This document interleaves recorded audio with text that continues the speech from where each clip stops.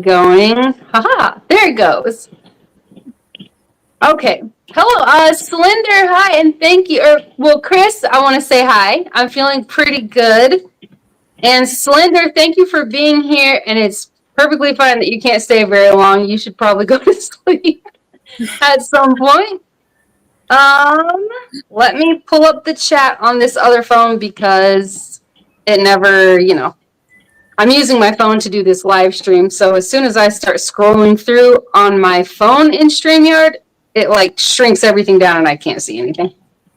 Gotcha. So we'll do it here. Hopefully this sounds okay. Sounds fine on my side. Yeah, and I actually, after I did the headphones and then took them back out, I can hear you really loud now. Oh, great. Yeah, so that's good. You mean you don't want me to shout? You can if you want to. I know I'm going to. I'm so loud. I don't know why I talk so dang loud. Oh, geez. Blame it on kids. Since I don't know, I don't. So what I was going to do here with you today, Karma, is I was just going to like read notes from a Bible study that I've done with the kids. Okay. And then so usually when we do Bible study, we'll just like read sections and then talk about it and talk about like examples and stuff like that. So that's what I was thinking. I guess we could do if that's fine with you. Yeah. Yeah. Is that how everybody does Bible study? Like, is it different for different people? I wonder. Yeah. Whenever I do any kind of a Bible study, I read whatever it is I'm following, and then I also go and I reference any of the scriptures that are associated with the Bible study. And then I usually find myself going down a rabbit trail looking at scriptures that come to mind. And I don't usually have anybody to do the Bible study with. So I just do my own thing. So this will be fun. Yeah, I know. Actually, what you said about the rabbit hole thing, I was noticing that because with this Bible study, like why does God allow, why do bad things happen to good people? I was thinking about something that isn't really in any of the verses in this Bible study, and it's like stuff from Ephesians. And then I started to read in Ephesians, and then that reminds me of something from somewhere else. Is that what you mean? Like with the rabbit hole thing? Yeah. Yeah. Well, man, I scheduled this. There's like barely anybody in here, which is weird. I mean, I'm appreciative for anybody who's in here, but it is weird. But I'm going to do this. Huh? The ones who are supposed to be here are here. Yeah, I know. I kept feeling, I almost sent you a text earlier, like I don't think I'm going to be able to do this because I was feeling really not so great. Didn't want a repeat of the last time we were on a live stream together. And I'm like, oh my gosh, like I'm at least going to try. I don't want to just not do it. I think it was just nerves, and then I'm sure that anything the devil can do to make this. He doesn't want the word to be spread, and he will do anything he can to stop it. Yeah. Yep. Well, I'm just going to get started. Okay. Okay, so I'm just going to read these notes from the Bible study. So pretty much when we talked about this, we were talking about why do bad things happen to good people. This is something that my husband and I ask each other all the time because you hear people say things like, oh, she's such a good person, or he's such a good person. They don't deserve that. Or, hey, Pete, thanks for being here. Or, like, I will use this as an example. When my mom had her strokes, there was someone saying, why did this have to happen to her? She's a good person. Why couldn't this happen to? And then they mentioned somebody else's name, somebody like that. And so my husband and I have these conversations all the time where people say this, you're a good person. Well, how did this happen to you? You're a good person. And our question is always, good according to who? Like, right. But goodness doesn't get you to heaven.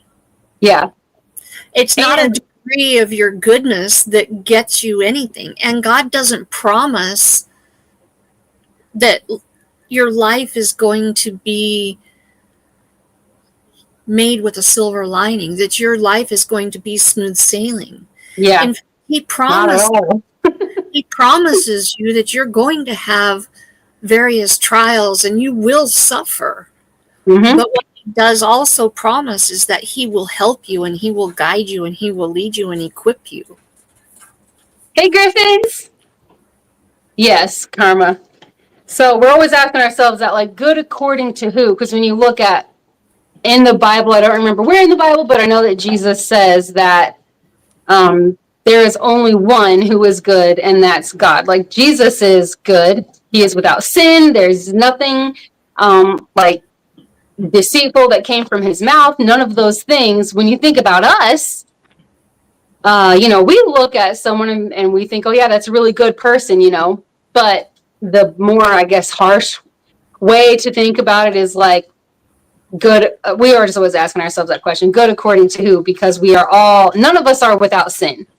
Right. So, and besides that, everything is so equal. This is the part that I was talking about where this stuff started for me to line up with stuff in Ephesians. Hey, Jesse. I think I saw Jesse. Hey, Tiffany. Yep. That's I started. referencing about there is only one who is good. Yeah. That is in Matthew 19:17. Okay. Yeah. And then the stuff in Ephesians that I was thinking about, which again, I don't remember where. I know it's somewhere in the first half of Ephesians, I'm pretty sure. But where it's talking about how basically everyone we all can have something. Like, it doesn't matter if we're rich or poor, or if we're really, really nice and giving, or really mean and selfish. We are all going to endure some kind of suffering. Like, there's no escape from it. So that's another thing that this made me think of when it was like, why do bad things happen to good people? Like, bad things happen to everybody. But okay. Let me. Okay, so when we talked about this, well, I'll read these little bits, and then in this Bible study, the thing that lined up with this study that I was doing at home, there are 4 points of encouragement for that thought. Why do bad things happen to people? Oh, please. Don't bother me any. I've got a dog too. Oh gosh, there are little kids playing outside, and these dogs are going to lose their minds. Okay, hold on. I don't know if my husband's going to get them or what. No. I guess not. Okay. So the first thing that I was thinking of was in the book of Job. He's a really good example of, bad things happening to good people. Yeah, because Job would definitely be considered good. Like, he was very righteous. He was a good, godly man. And horrible things happened to that guy. And so sorry, if I'm stuttering or seem slow, people, I am nervous. I don't know why I'm so extra nervous. This is my first time having a guest. This is my first time doing a Bible study. I feel so nervous doing this. So I might be a whole bunch, and I apologize. I'll try not to. But what I was saying about Job is that he's such a good example and a reminder that he was great, righteous man. All these horrible things happened to him, though, but God allowed it. He basically let Satan do anything he wanted. I think it was you can do whatever you want, just don't kill him. Mm-hmm. And he did do a lot. I'm trying to remember all the things that even happened, all the suffering Job went through. His kids died. Yeah. Yeah. Wasn't it all the people who were his servants, that type of stuff? I believe and so. His animals, his crops, everything. He lost everything. Yeah. Horrible suffering, but through it, which I feel like is like one of the main things to kind of tie into this, or a big takeaway is just the way that he responded to all of it, that he just kept trusting. You know, even though he lost all of these things and went through horrible pain, emotionally and physically and everything else, that he just kept trusting God, and that he never stopped praising God for his Yeah. deliverance. Yep. And that's big. It's really hard, because even when we're going through it, we might be thinking, you know, instead of thinking like, why do bad things happen to good people? Sometimes the thought could be like, why is this happening to me? You know, why me? So I'm just going to read these 4 points. I'm so nervous. Oh, geez. Do you have anything you want to say right now? You good? Well, I just, I think about it. I'm trying to think of where it is exactly, but I believe it was Paul talked about how he rejoices in his suffering. Oh, I love it. That's like my favorite. Because our suffering produces endurance and steadfastness and all these different things. Oh. Exactly. And he talks about how also Jesus didn't ask for us to be taken out of this world to remove us from suffering. He didn't ask for that. Jesus asked that we be left in the world to bring hope to a lost and dying world. Oh, yeah, that's a good point. For a reason. We didn't, if we know God and we've accepted the redemptive work of the cross, we are here in this world to bring light in a dark world. And part of that is going to include persecution. Yeah. Jesus was persecuted. And if he was perfect and he was persecuted, Yeah. do we really honestly think that we good people should expect anything less? Yeah. Nothing, no suffering. We sin every single day. Jesus didn't sin and he was persecuted. He had bad things happen to him all the time. Yep. Do we really think that we're better than Jesus? That we should expect anything less? And that it's such an opportunity. It's such an opportunity to be molded and learn something. Okay, I told you this, the chat and this thing sucks on here. Okay, so before I read these 4 points, I just want to say hi to everybody that I missed. I did say hi to Jesse, but and Tiffany. Kristen, hi. Thank you for being here. Hi, Kristen. Kristen and Jason came in. I don't care if you guys say hi individually. Go for it. Oh, let's see. Everybody's saying hi, dropping links. Huh? Ronson is here. But there he is. Hi, Ronson. Thanks for being here. Okay, so just to catch everybody up. Well, the whole thing is, why do bad things happen to good people? And then we were kind of discussing, which some of you guys probably already heard, like good according to who, first of all. And that really all of us can, everybody, doesn't matter what our life, past history, the way that we live, the things that we think, like all of us are going to face some kind of suffering. So it's such a fair thing. Hi, Ken. I don't know. I feel like that's something else that maybe people think of a lot, like when super sad things happen. I'm not saying that it's not heartbreaking and sad, trust me, but if something happens to someone who's young, or like if someone loses their life at 15 or 19 or just a very young age like that, and a lot of people will say that's not fair.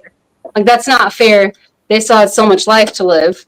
And this study actually made me think that it is the most fair thing when you think about it, because all of us we're going to die.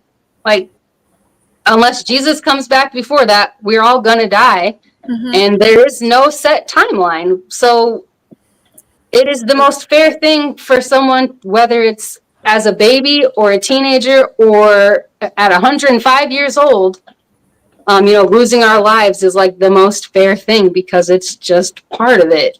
And it seems like such a harsh thing to say, like it seems like heartless, but it is true. It's part of the circle of life. And, they say, why them? Why not them? Yeah. We all have the potential. I could walk out my front door. Now, granted, where I live, it is very, very, like, 0.1% chance of this happening to me where I live. But theoretically, I could walk out my front door and be run over by a car on any given day. And the same exact thing could happen to any one of you. None of us have an expiration date stamped on us when we're born. And that's whether we know God or we don't. Our choices in life, God will never violate our will. He gave us a will. And for him to violate our will would be going against his word. Yeah. So our choices that we make can speed up our expiration date. Yeah, that's for sure. And so it doesn't matter how good a person is or not. We're all going to die. So why does it happen to good people? Well, why shouldn't it happen to good people? Yeah. And does that mean it should only happen to bad people? And who says that they're bad and are like, you know what I mean? They're bad because of what? Because they did something, like sin is sin. So if they are bad, something bad should happen to them because they maybe killed someone, but you are a like habitual liar. Sin is sin.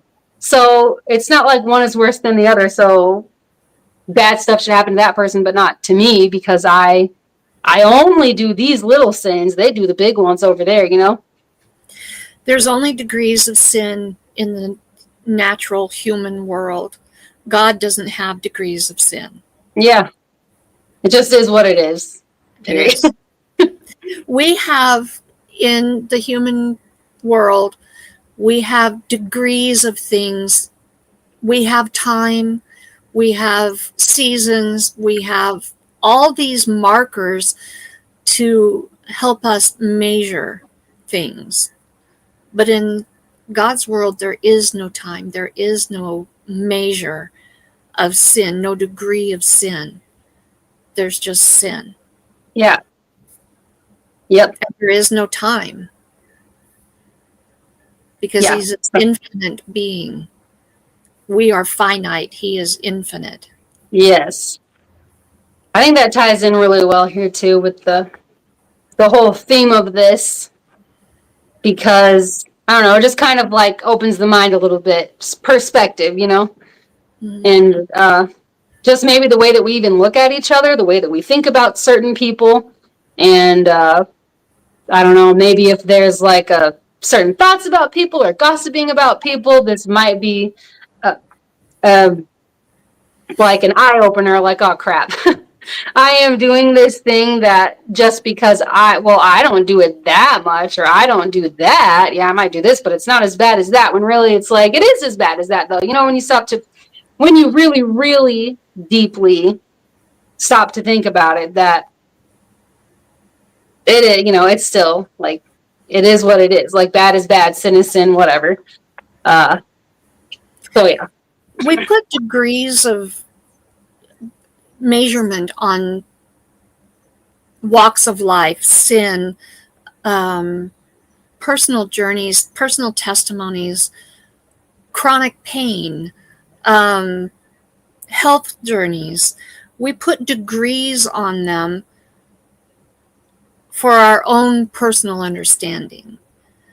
Something that, and I don't know how this really applies, but maybe somebody needs to hear it. I live in chronic pain. And sometimes when I share my personal testimony of what I've been through, somebody else hears it and they also live in chronic pain. They'll hear what I go through or what I have been through, and they're like, oh my gosh, and I thought I had it bad. Yours is so much worse. No. My journey is my journey. Yeah. Your journey is your journey. What you go through, Kendra, I can't imagine living through. But I go through what I go through, and it's bad for me. Yours is bad for you. And you couldn't imagine living what I go through. But it doesn't make my journey any worse than yours or yours any worse than mine. It's your personal walk and my personal walk. And it's the same with our walk with Christ. My walk with Christ is my walk with Christ. Your walk with Christ is your walk with Christ. And that's why we say it needs to be a personal encounter with Christ. It needs to be you need to work out your own salvation. Yeah. That's what I always tell the kids. Different place, different pace. Like we are in different place. And this is with anything that you may have learned this certain thing, or you may have experienced this thing or grown in this area, but that other person hasn't yet. Like it doesn't mean that, I don't know, I just always say that. Different place, different pace. And we think so easily, we just have this tendency to compare ourselves, whether it's like what you're saying, where it's like, oh gosh, like, yeah, this sucks really, really bad, but it's not as bad as that person. And so you have that, which in that instance, it's like someone else suffering more than you doesn't make your suffering insignificant. Exactly. And then you have the other side where it might be comparing. Hold on, Jennifer. Oh, and hi, by the way. Thanks for being here. Or somebody said it, yeah. And then the other way where somebody might be comparing in a way where it's like, oh, you think you have it bad? Like, you have no idea. I've been dealing with this pain and that pain and blah, blah, blah for all these years. I can barely move. Neither one of them, I think, is like helpful or productive in any way. Let me see. Good. Oh, okay. I'm sorry. Jennifer, I was going to. Oh, okay. I'm sorry. You're talking about something else. I have a question that may ruffle feathers. That is perfectly fine. Ask away. It takes a lot to ruffle my feathers and offend me or anything like that. So I'll just answer the best I can. And I have a feeling karma is the same way. Our answers may ruffle feathers. Yeah, that's true. Well, we're talking about my ruffle feathers. Hey, Avid. Thanks for being here. I'll just wait a little bit for Jennifer's question to come in. Yeah, that's a good point, Karma, that our answer might ruffle feathers too. I think even saying something like, when you get down to the real like bottom line, how good are we all actually anyway? That even can really bother some people. We can share and help each other by being able to empathize. Yes, that is so true. Empathizing with somebody, I feel like it's so helpful. Okay. So Girl Hobbies is Jennifer? Is that yes. Okay. Jennifer, those who believe in the Lord God and Jesus, some do, some don't. It is a personal choice. I, for very many years, believed in vaccines. I still do to a point, but I don't believe that all of them are safe. That's my personal choice. Now you, Jennifer, you may believe in some vaccines, you may believe in all vaccines. You may not believe in any, and that is your personal choice. That's my take. I personally believe that some are harmful. Do I believe that all are harmful? No. Yeah, I kind of feel like that with any type of medication, or, I feel like sometimes it's necessary to have certain kind of medical treatments, even if it's, oh, geez. Oh, please.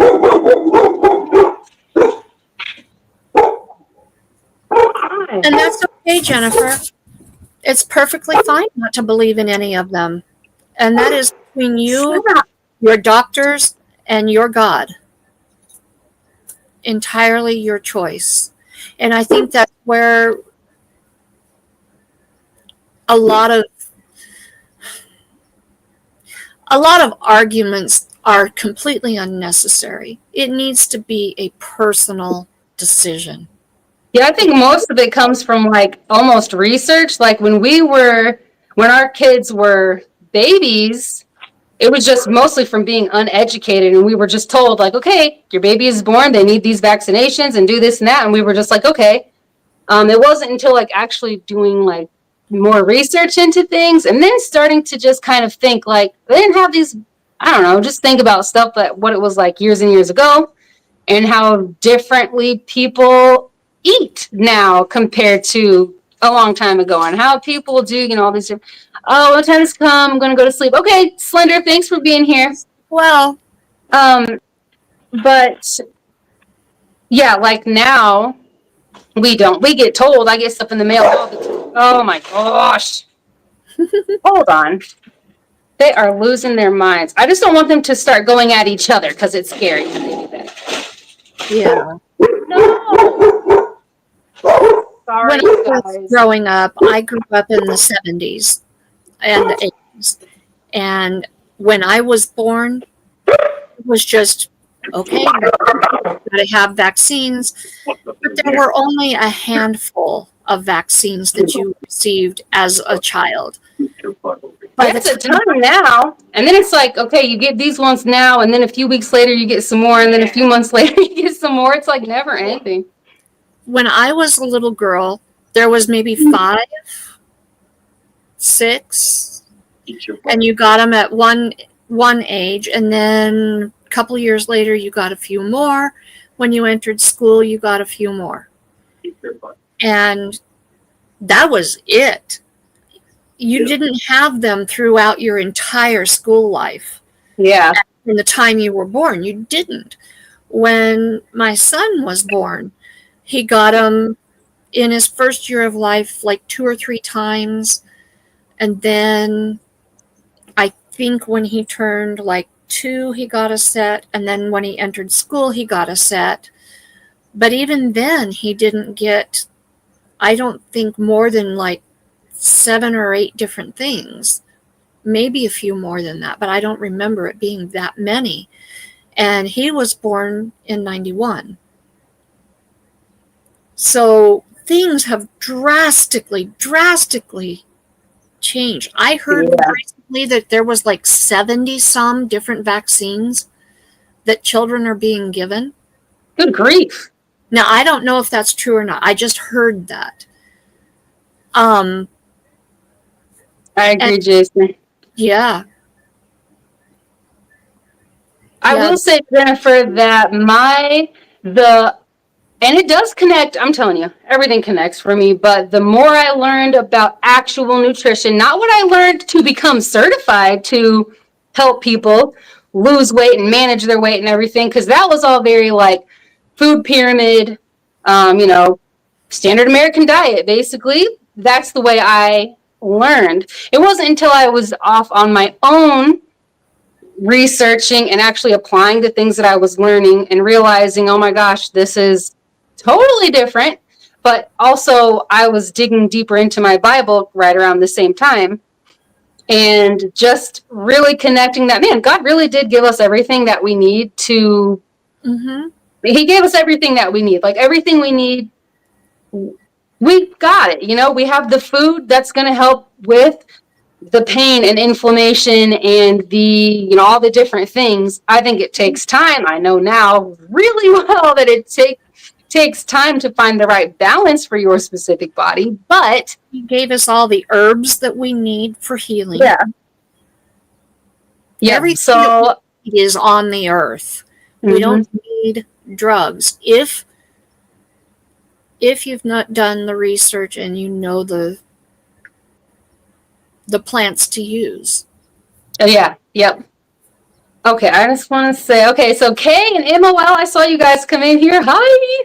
And Jason said, unfortunately, the food, which, yeah, that's for sure. The food being pushed on kids these days is such a big problem.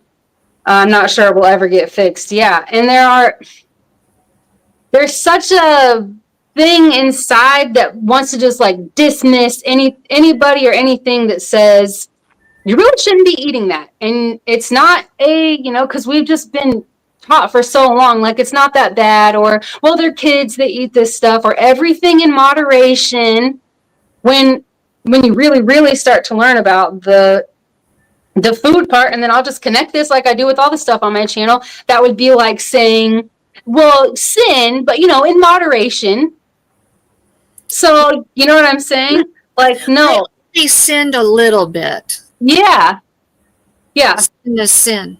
It's the weekend. I'm gonna eat a bunch of junk and like fill my body with this stuff that is truly harming my body, this thing that I was blessed with, and we only get one of them. It's just like saying, it's the weekend. I'm gonna go out and do, who knows what list of things, and then during the week, then I'll be whatever, and that is, but I think people dismiss it so much because they like it. Just like a lot of people dismiss God because we have to be accountable. We have to own up and we have to change our ways. Our heart is changed, and it's so much easier than you would think, but if you haven't actually been saved, then it's like, oh, I don't want to stop doing all these different things. I don't want to stop going and sleeping around with a bunch of people. I don't want to stop getting drunk all the time. I don't want to stop doing that stuff because it's fun. And it's kind of like people dismissing eating a certain way. I don't want to stop doing that because I like eating all the cakes and donuts, and I like eating all these things. So I'm going to dismiss it and say that you're crazy. You don't know what you're talking about. And because then we get to do what we want. God even gave us natural sweets. Natural plants that are sweet. If we want to enjoy something sweet, he even gave us that. Yeah, and in a certain season. Like he makes it all so easy for us, Mm-hmm. It's just the world that is such a battle. It's hard to not, when you grow up in it, we're in it. A lot of the way that people eat today didn't even begin until the Industrial Revolution. And when the world became industrialized, that's when the food and the way that we eat changed. That makes sense. And Jason, what you said about the food pyramid, that makes a lot of sense too. Everything, I'm telling you, everything's about money.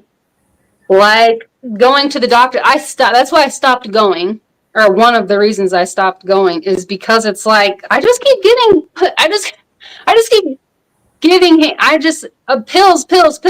Even at 13, when the medical stuff that I have started, I had like 3 prescription pill bottles, and it just kept growing as the years went on. There was not one doctor, of all the doctors and specialists that I saw, not one of them said, change the way that you eat. Let's start with that. Let's find the actual source of it. It was just like, oh, these are all your symptoms, which I'm telling you, if any of you guys know anything about any type of dysautonomia stuff, it is a ridiculous amount of symptoms. So that's what they do. They're just throwing pills at symptoms.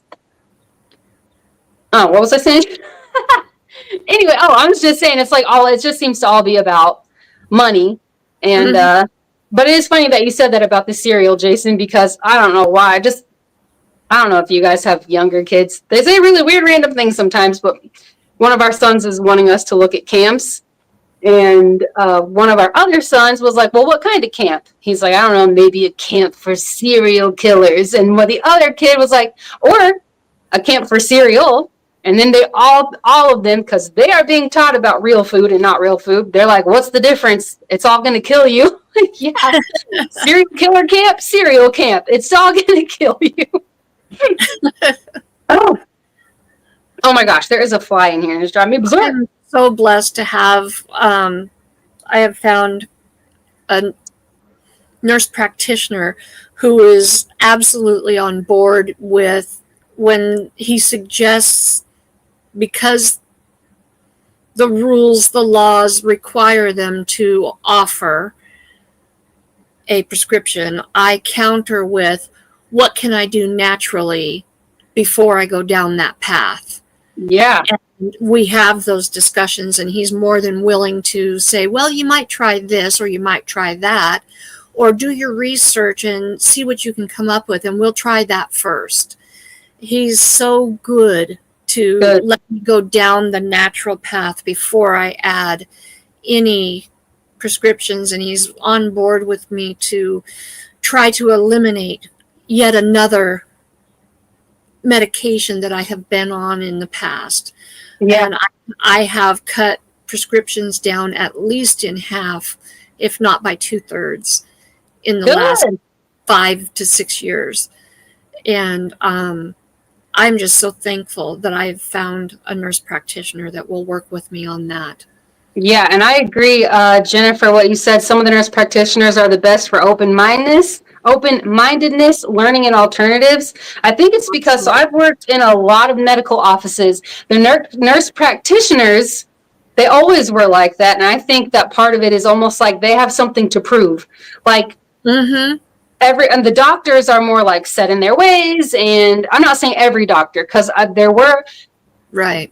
One of the offices that I worked in had 10 providers. There was one nurse practitioner. All the rest were doctors. 2 of them actually did have their patients change the way that they eat. That was like the number one thing. Before we do anything, we're changing your diet, and you need to start walking or something.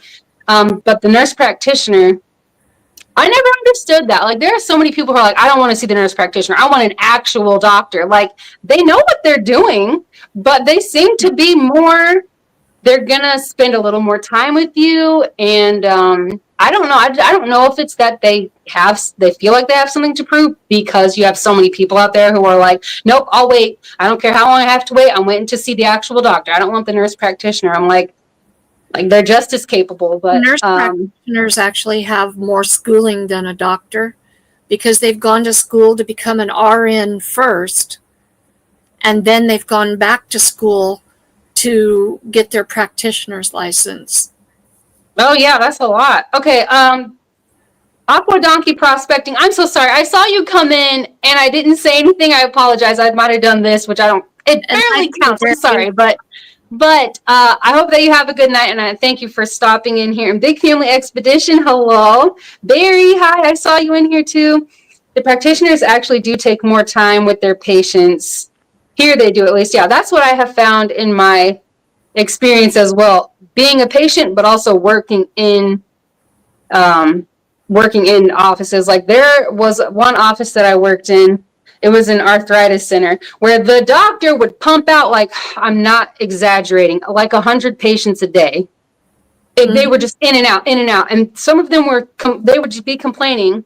They would be complaining when they're being roomed. They're complaining when they're checking out, because they're like, what am I paying for? I've waited in the waiting room for 30 minutes. I went back and saw her for 30 seconds, and now I have to, pay for this. All it was like, oh yeah, here, we're going to adjust your medications. The nurse practitioners in that office, they would see like more than half, or less than half, more than half, whichever way, of the patients, because they actually spent time with them. It wasn't a money thing. It's not like, how many people can I see? How much money can I make today? Which I think is what the thing was with the other doctor. Good point, Jason. He says, think about this. If you have a sick dog and you take them to the vet, what is the first thing the vet asks? What have they been eating? You won't get that from the doctor. But why? And, bringing it back to the Bible study, apply that to your life. If things are going haywire in your life, look at your spiritual diet. What have you been eating? Yeah.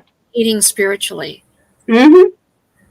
Have you been eating a steady diet of the garbage on TV? Have you been eating a steady diet of, dare I say, not good videos on YouTube? Have you been eating a steady diet of trash novels? Have you been eating a steady diet of trash talk, gossip, music? Listen to the Yeah, lyrics. that's the whole thing for this channel. Consume the goodness, consume goodness everywhere. What we read, what we're listening to, the people we're around, our environment, all of it, everything. What we take in matters. Have you paid attention to some of the lyrics that people use on their YouTube shorts or even in their long form videos? Listen to the lyrics that you're listening to. There's a particular channel that she is absolutely on fire for the Lord, and I have watched some of her shorts, and yeah, the beat and all this is, oh, it's so cool. And then you listen to the lyrics. Dear sweet lady, and she is on fire for God. But I know she did not even stop to think about the lyrics that she put to her short. Oh, yeah, I know some of mine are like that. Absolute filth when you stop. I know some of mine are like that because I'm like, oh, my husband and I will get like real nostalgic and we'll listen to music that we listened to however many years ago. There are so many times, and I'm pretty sure I've used some of those in my shorts videos because in my head, I'm just like, I don't even connect it. It wasn't until, I don't know, if you look at like my last maybe two or 3 months, I don't have those older songs in there anymore because when I think about them, I'm like, oh my gosh, and it's just not representing very well. So if things are hard in your life, maybe you need to look at your spiritual diet. Yeah. Let's see. Handicapped Traveler said, sometimes even diet changes don't necessarily fix the problem. A lot is up to Jesus' will, which I 100% agree with that. That's another one. I battled which thing to talk about with this Bible study, if I should do why do bad things happen to good people or why doesn't God heal everyone? Because I definitely want to talk about that sometime. Maybe you and I can do another Bible study sometime and talk about that. But I talk about it a lot because I've had so many people tell me with my medical stuff, you just don't have enough faith. Like you need to have more faith and then it will change. But God uses, first of all, the healing stuff is like, I think that was used more for, can he heal people today? Yes. But that was more for like, I'm trying to show you people, you know, what you have the apostles, they had their stuff to do. Even the apostles didn't heal everybody, but it was like sending a message, putting a message out. Look, I'm showing you that the scripture is coming to life. Like it's true. I'm showing you all these things. But there are so many times that, man, I wish I could remember where it was in the Bible, but there's something where there's a guy or a kid, I don't know, a guy who was, I think he was blind. And everybody was like, what did you do? You must have done something. Like you must have done something wrong. Or if it wasn't you, then your parents must have done something wrong. Mm-hmm. And Jesus was saying that, no, they didn't do anything wrong. He didn't do anything wrong. But this suffering basically is so I can show my goodness here. And I feel so much that like, I can tell. So I'm like 35 days now into strict carnivore. And I can tell so much, so many improvements I'm having. But I still know that there is a chance that even after, if I do this for the rest of my life, which I probably will, if I eat this way for the rest of my life, there's still a chance that I still have at least moments or something with the medical stuff that I have. And I feel like it's kind of ties into what I talked about with my last live stream, that it's not by accident. Like it's, how is he going to work? How can he work loudly through somebody if we're perfectly fine all the time and we have no stuff? So what I was saying a few days ago is that it's not by accident that he planted these passions in me. I talk a lot. I want to encourage people. I want to do the workout videos to encourage people to, you know, take care of the bodies that we have. It's not by accident that he put those passions in me while also having these medical issues that I have. Like he's shining through me in that way. So if I have to have these medical issues for the rest of my life, but it's giving him glory, I will happily do that. So yeah, I agree that, you know, If it's his will, I'll be healed. And if it's not, then I won't. And I'm okay with it either way. Every one of us has been given the measure of faith. We've all been given that measure of faith that we need. God, well, Jesus, when he was on the earth, he healed some. Some were not receptive to the healing.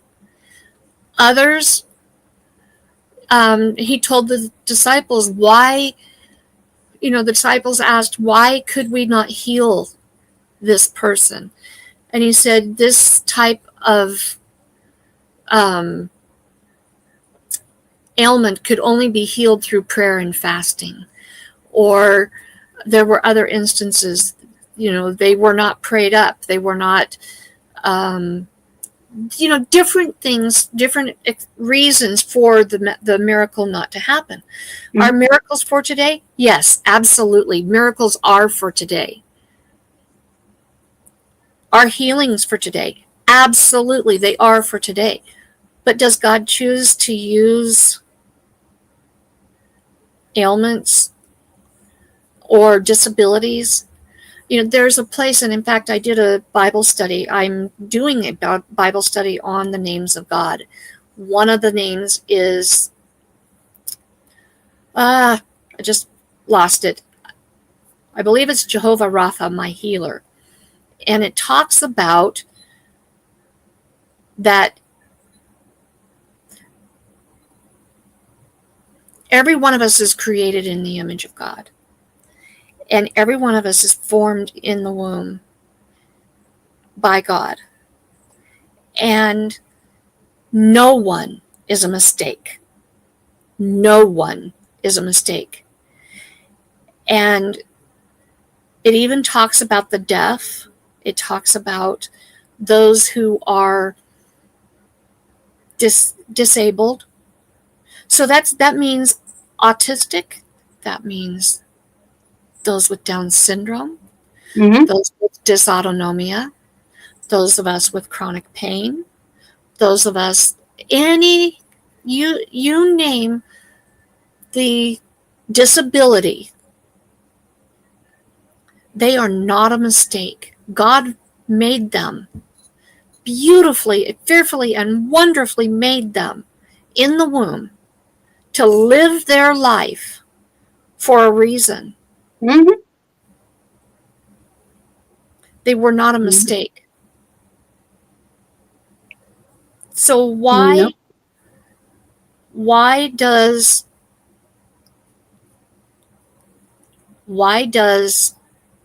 that person have to be cured?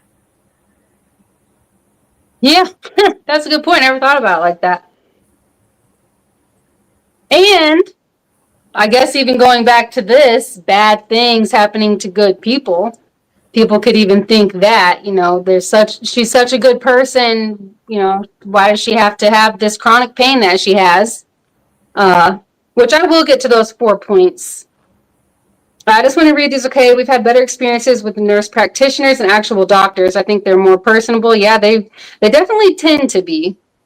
That is for sure. My doctor actually, your doctor does, ask about what you're eating. That's great. It's so rare, so I think it's awesome. Hey, Greg, thanks for being here.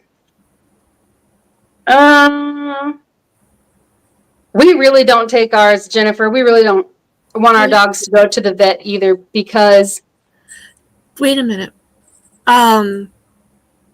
Dan, are you saying what I think you're saying? Have you lost your wife? Oh, yes. I've missed that. Dan, I am so sorry. I am so sorry. I've completely missed that. My sincere sympathy and condolences. Yes. I am really behind on keeping up with all the channels. Okay. It is hard to. But you are being lifted up in prayer. Please know Absolutely. That. Continued prayer.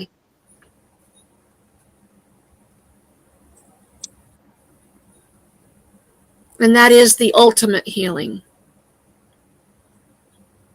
Oh, I missed something. Oh.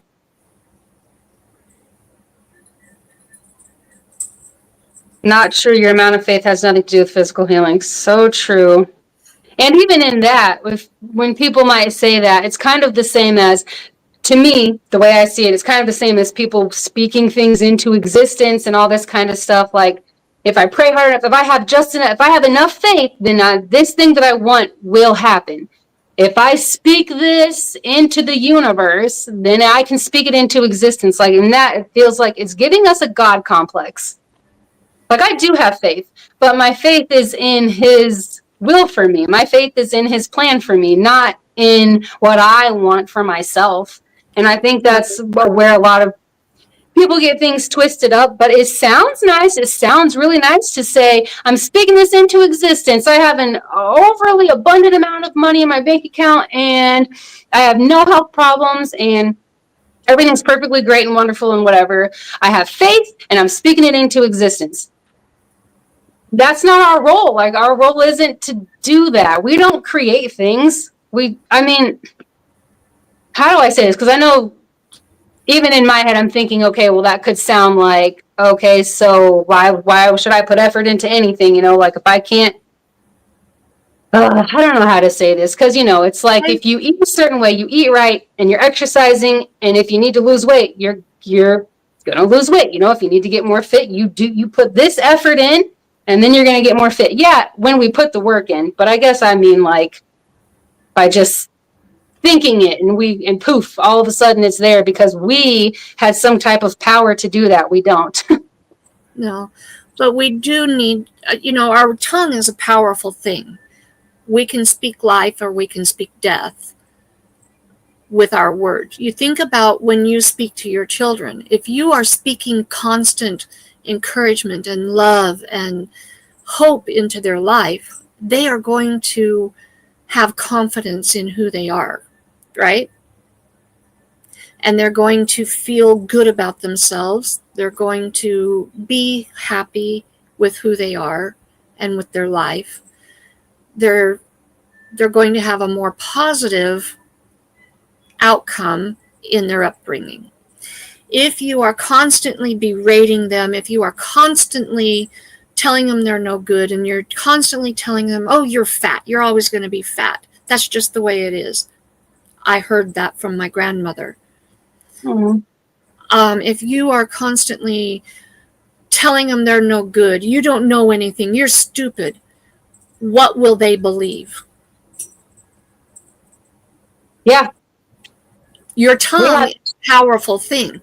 So if you are saying, like for me, I don't have a farm, but I am living the homesteader's life at the best that I can with what I have. My channel name is Lewis Acre Farm. Every time I speak that, it is a statement of faith. Because someday I am going to have a farm. Someday I will have a place that I can run as a farm instead of this small parcel of land that we are living the homesteader's lifestyle to the best of our ability.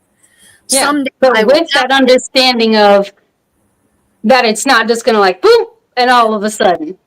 So yeah, I get what you're saying. So that's the difference. Yes. Statement of faith. Mm-hmm.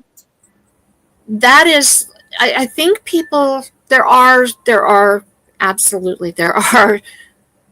people and there are sects of religion, Christianity, who believe in speaking it into existence. To a degree, that is what I'm doing. But I'm also doing something to make it happen. Yeah. I am taking the necessary steps to make it happen. But if I don't speak it enough to make myself believe that it can be true, that it can happen, because you got to believe it you have to have it in your heart and in your mind and settled in your spirit that we have to know that this is possible.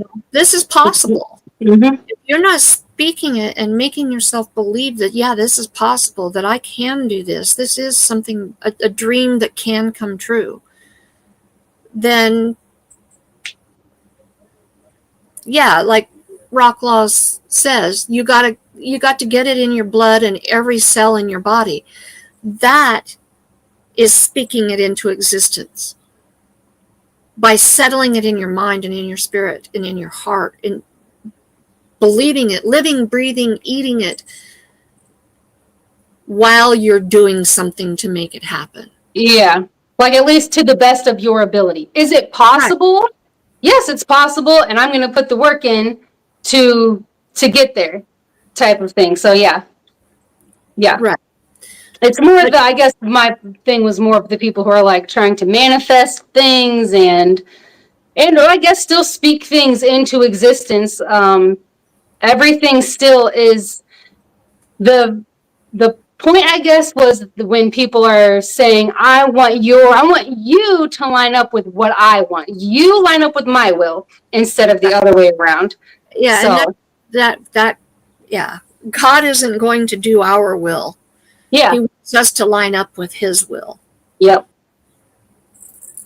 I'm trying to catch up with the chat. Okay, so Jennifer said, I believe in the passions. Oh, I live in the passions for a reason as well. Oh, the passions that we have, yeah. I just don't read the Bible or do congregation religious gatherings. I believe in the Creator. I'm here to listen, however. I think that's the most important part, is just you believe in the Creator. You have some type of relationship with him.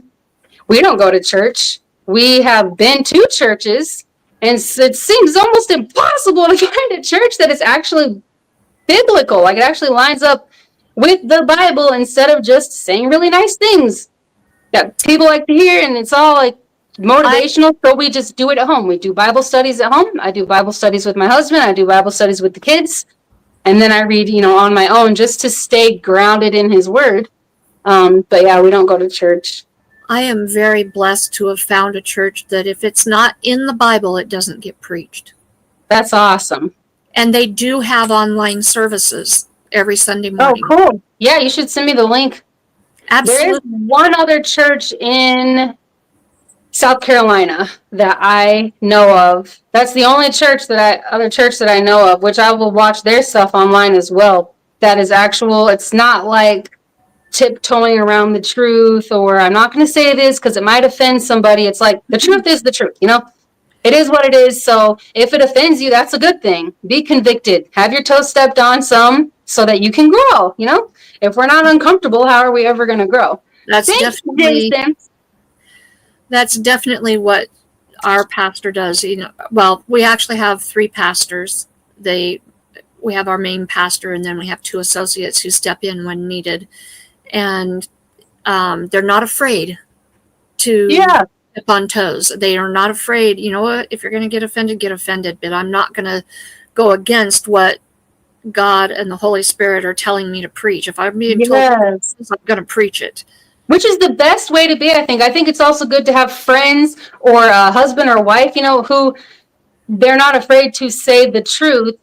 And I think a lot of people don't like that. Even if you ask a very specific question about how does this make me look or whatever, if the answer is an honest one and you get upset, you get all butthurt about it, like you asked, do you want people to lie to you just to make you feel good? And then you go out and you look like crap. Like, the truth really bothers so many people. But when they get lied to, they're very upset as well. It's such a funny thing. I'd rather be upset and hurt for a moment than be upset and hurt for eternity. Yeah. Like, tell me the truth.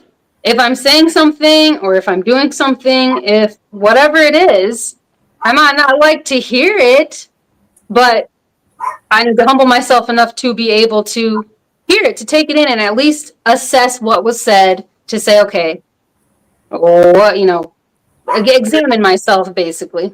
You're absolutely right, Jason. If all you ever hear is what makes you happy, then you will never grow. Yes, it's like people saying, you're perfect just the way you are. That is one of those sayings that it sounds so nice. And when I've told some of my friends, when I say that I can't stand that saying, they look at me like I'm just so mean. And I'm like, when you really think about it, though, like I will not even tell my kids that. And that has offended people. Like, you won't even tell your kids? No, I'm not going to tell my kids, you're perfect exactly how you are. If someone tells me I'm perfect, then what inside of me will ever think I need to improve in any area? I need to do better. I need to work on this specific thing. Oh, I'm really falling short here. I need to work on that. I'll never have that thought because I'm like, I'm perfect. I'm perfect exactly how I am. I think a lot of people, from what I've been told, people take it as like they go the complete opposite. You should stomp all over yourself and hate everything about yourself. That's not what I'm saying. No. But if you're constantly telling somebody, you're perfect, like, I'm not. None of us are. So stop. It's not real. Thank you, Jason, for the gifted membership.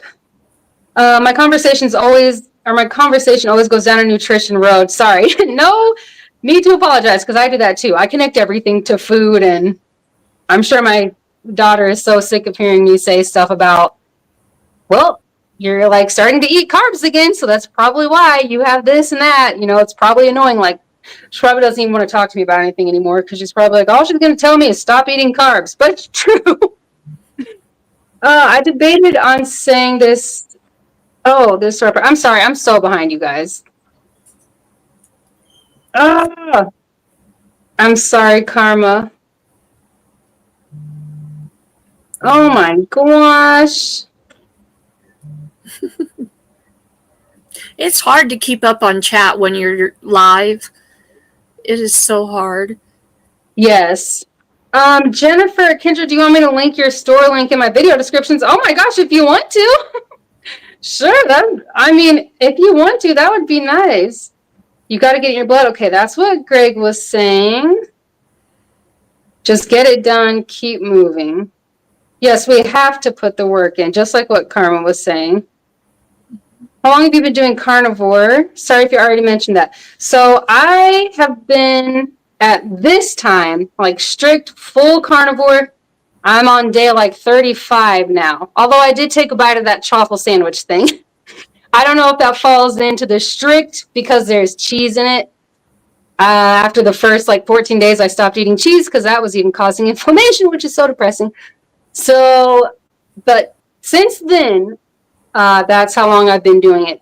From what I understand, the stuff that I'm learning is that I must have, oh my gosh, this kind of brings me back to the medication thing we were talking about, getting pumped full of medication. I wonder if the reason why my body, like I think what my body is doing is prioritizing healing over weight loss. Because I've been eating this way for over a month now, and I've lost maybe, I don't know, only 2 pounds or something.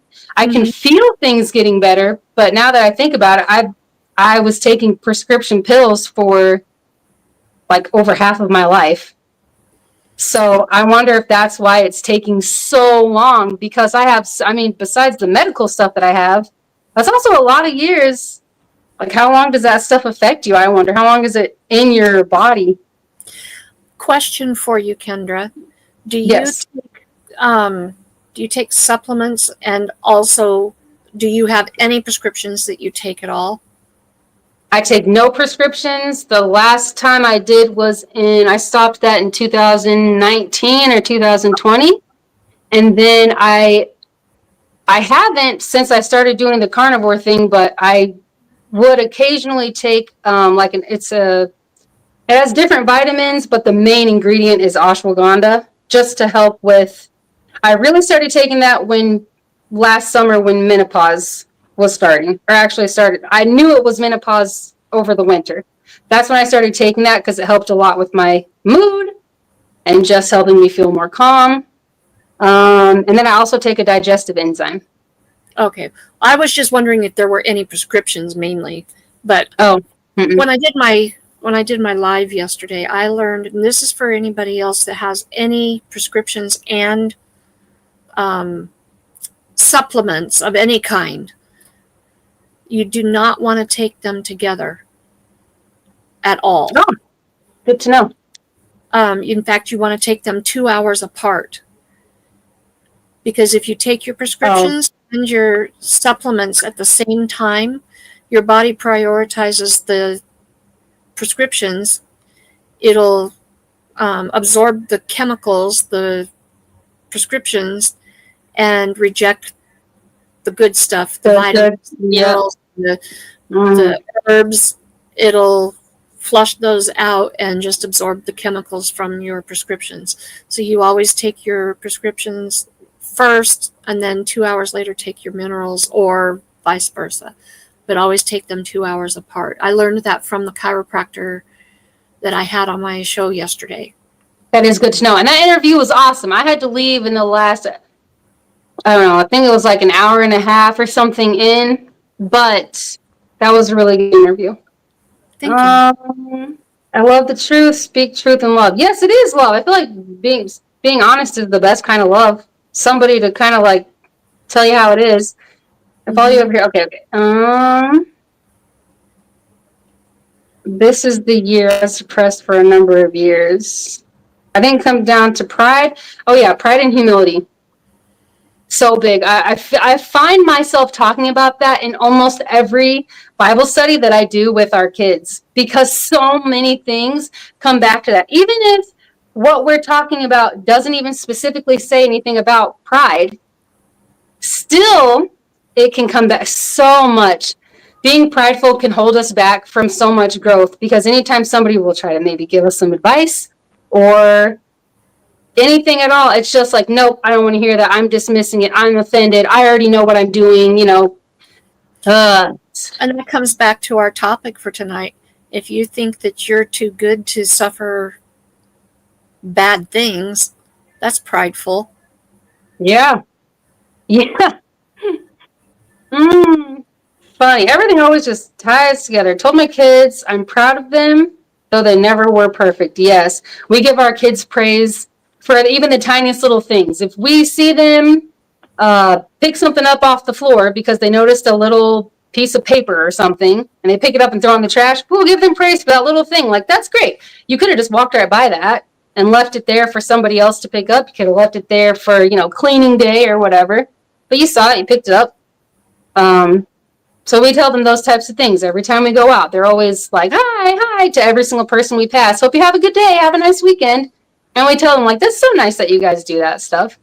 You know, we give them praise for even the tiniest things, because they're not small, really, when you think about it, especially as a little kid hearing it from your mom or your dad. But yeah, never would we be like, you guys are perfect. You're perfect kids. Just partnered together, Etsy and one store. I think we tried to get ours with the link to an Etsy account, Jennifer, and something was really screwy. I don't know what the heck happened, but that's awesome. That is awesome. I think I just don't know what I'm doing. I'll give you a pass on that one, Kendra. Oh, the cheese. Yeah. I felt like, oh gosh, did I do something wrong? Because I'm like, it was really hard to stop eating that. That thing was delicious. You can't lose weight until you heal. I am learning that so much now, Jason. That's why, oh my gosh, you emailed me back and I never emailed you back. I'm so sorry. Oh my gosh. And you emailed me about the airtight thing too, and I never emailed you back for that either. I'm so sorry. But this is the type of stuff, Jason, for that live stream. Whenever we do that, some of those meds will take months and even years to get out of your system. Okay. So if I was taking prescription medications up until like 2020, I think it was 2020 when I was like, oh my gosh, I'm like, what am I doing? I cannot do this anymore. I just keep getting pills and pills and pills. And then they're like, oh, here's the new one. Try this. And then when I tell them it's not working, but now I also have these side effects, they're like, oh, well, let's just adjust this. And then here's another prescription to help with those side effects, so you don't have those. I'm like, this is just never ending. I want to know what's wrong with me and what can be done about it. Ugh. My goal is to never need medication. I'm on 0 at 55. So far, so good. That's awesome, Jason. That is cool. Yes. Okay. I will read these 4 points for us to talk about. Are you still good? Are you good? Yeah, I'm still good. Okay. I wish my mom was here. I wish she could be here so bad. And I think I told you, Karma, that I was going to send you a link to her YouTube channel that she started before, her situation that she's in now. So that you could see, like, there's just something that is so similar, something about you that is just so my mom. I don't know what it is, but I love it. I think that's why I felt extra comfortable. Like, okay, Karma's going to be there. Good. Because I was so nervous about tonight, but something about you reminds me of my mom. So that was a really comfortable thing. But anyway, okay, so these. I'm glad I could be here. Me too, really. I was like, well, I don't know what I'm going to do. And then when you said, oh, if you don't have premium, we can't do the co-stream. Yeah. At first, when I read that, I thought you meant like this. And I was like, oh my gosh. No. No, it just means I can't have it running through my channel as well. Yeah. It sucks. I'm sorry. Wow, I did or do think she looks like your mom. Oh, Greg, you did see my mom's YouTube channel? I feel like I must have linked it maybe in one of my videos that I have with her. I don't remember, but I will. It's just, I don't know. Even just the way that you're sitting, your smile that you have, it's just like her. Okay. Anyway. Okay, so we already talked a little bit about, why do bad things happen to good people? That was like the first half, I'll say. Then we got off on some conversation, which was awesome. I'm not upset about that. But to wrap up at least this part of the live stream, I will read these 4 points. So these are 4 points that are just something for us to think about if we think, why are bad things happening to me, or why do bad things happen to good people? Okay, so something to think about. Point number 1. Okay, bad things happen in this world, but this world is not the end. So Christians have eternal perspective. We do not lose heart, though outwardly we are wasting away, yet inwardly being renewed day by day. For our light and momentary troubles are achieving us for an eternal glory that far outweighs them all. So we fix our eyes on what is seen, but not, oh my gosh, I'm sorry, you guys. So we fix our eyes not on what is seen, but on what is unseen, since what is seen is temporary, but what is unseen is eternal. That's 2 Corinthians 4:16 through 18. So the encouragement for that part is that we will have some reward. We will have a reward at some point. Right. I actually sent that Bible verse to my mom not that long ago, the one that says, we do not lose heart, though outwardly we are wasting away, yet inwardly we are being renewed. I love that, because especially for someone like her, or for anybody, I feel like a lot of times we might look at someone and think, oh, they're in a whole lot of pain. Oh, they're in a nursing home. Oh, they suffered this or that, and so they're suffering. But really, any of us. Well, if you stop and think about it, from the moment we are born, we begin to die. Oh, yeah, that's true. We're living our life to die. And that is the ultimate end for every single human being on the earth. Unless Jesus comes back before. Yeah. And so we're all wasting away. We're just dying. Yeah. We're just dying. Yep. And we're just living and experiencing life while we wait to die. Yes. So I love that on the outside, we're wasting away, but on the inside, we're being built up. We're growing, we're changing, we're moving onward towards heaven when we know Christ. Yes, I love it.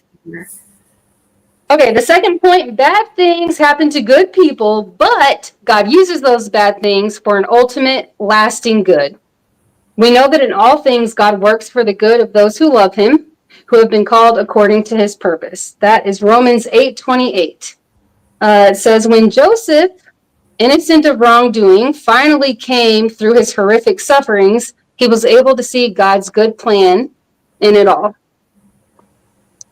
So this kind of ties into what we were talking about. We're going through these, anybody has this suffering, but God can use those things. Well, we talk as Christians, we talk about having a testimony. Well, you can't have a testimony without a test or the money.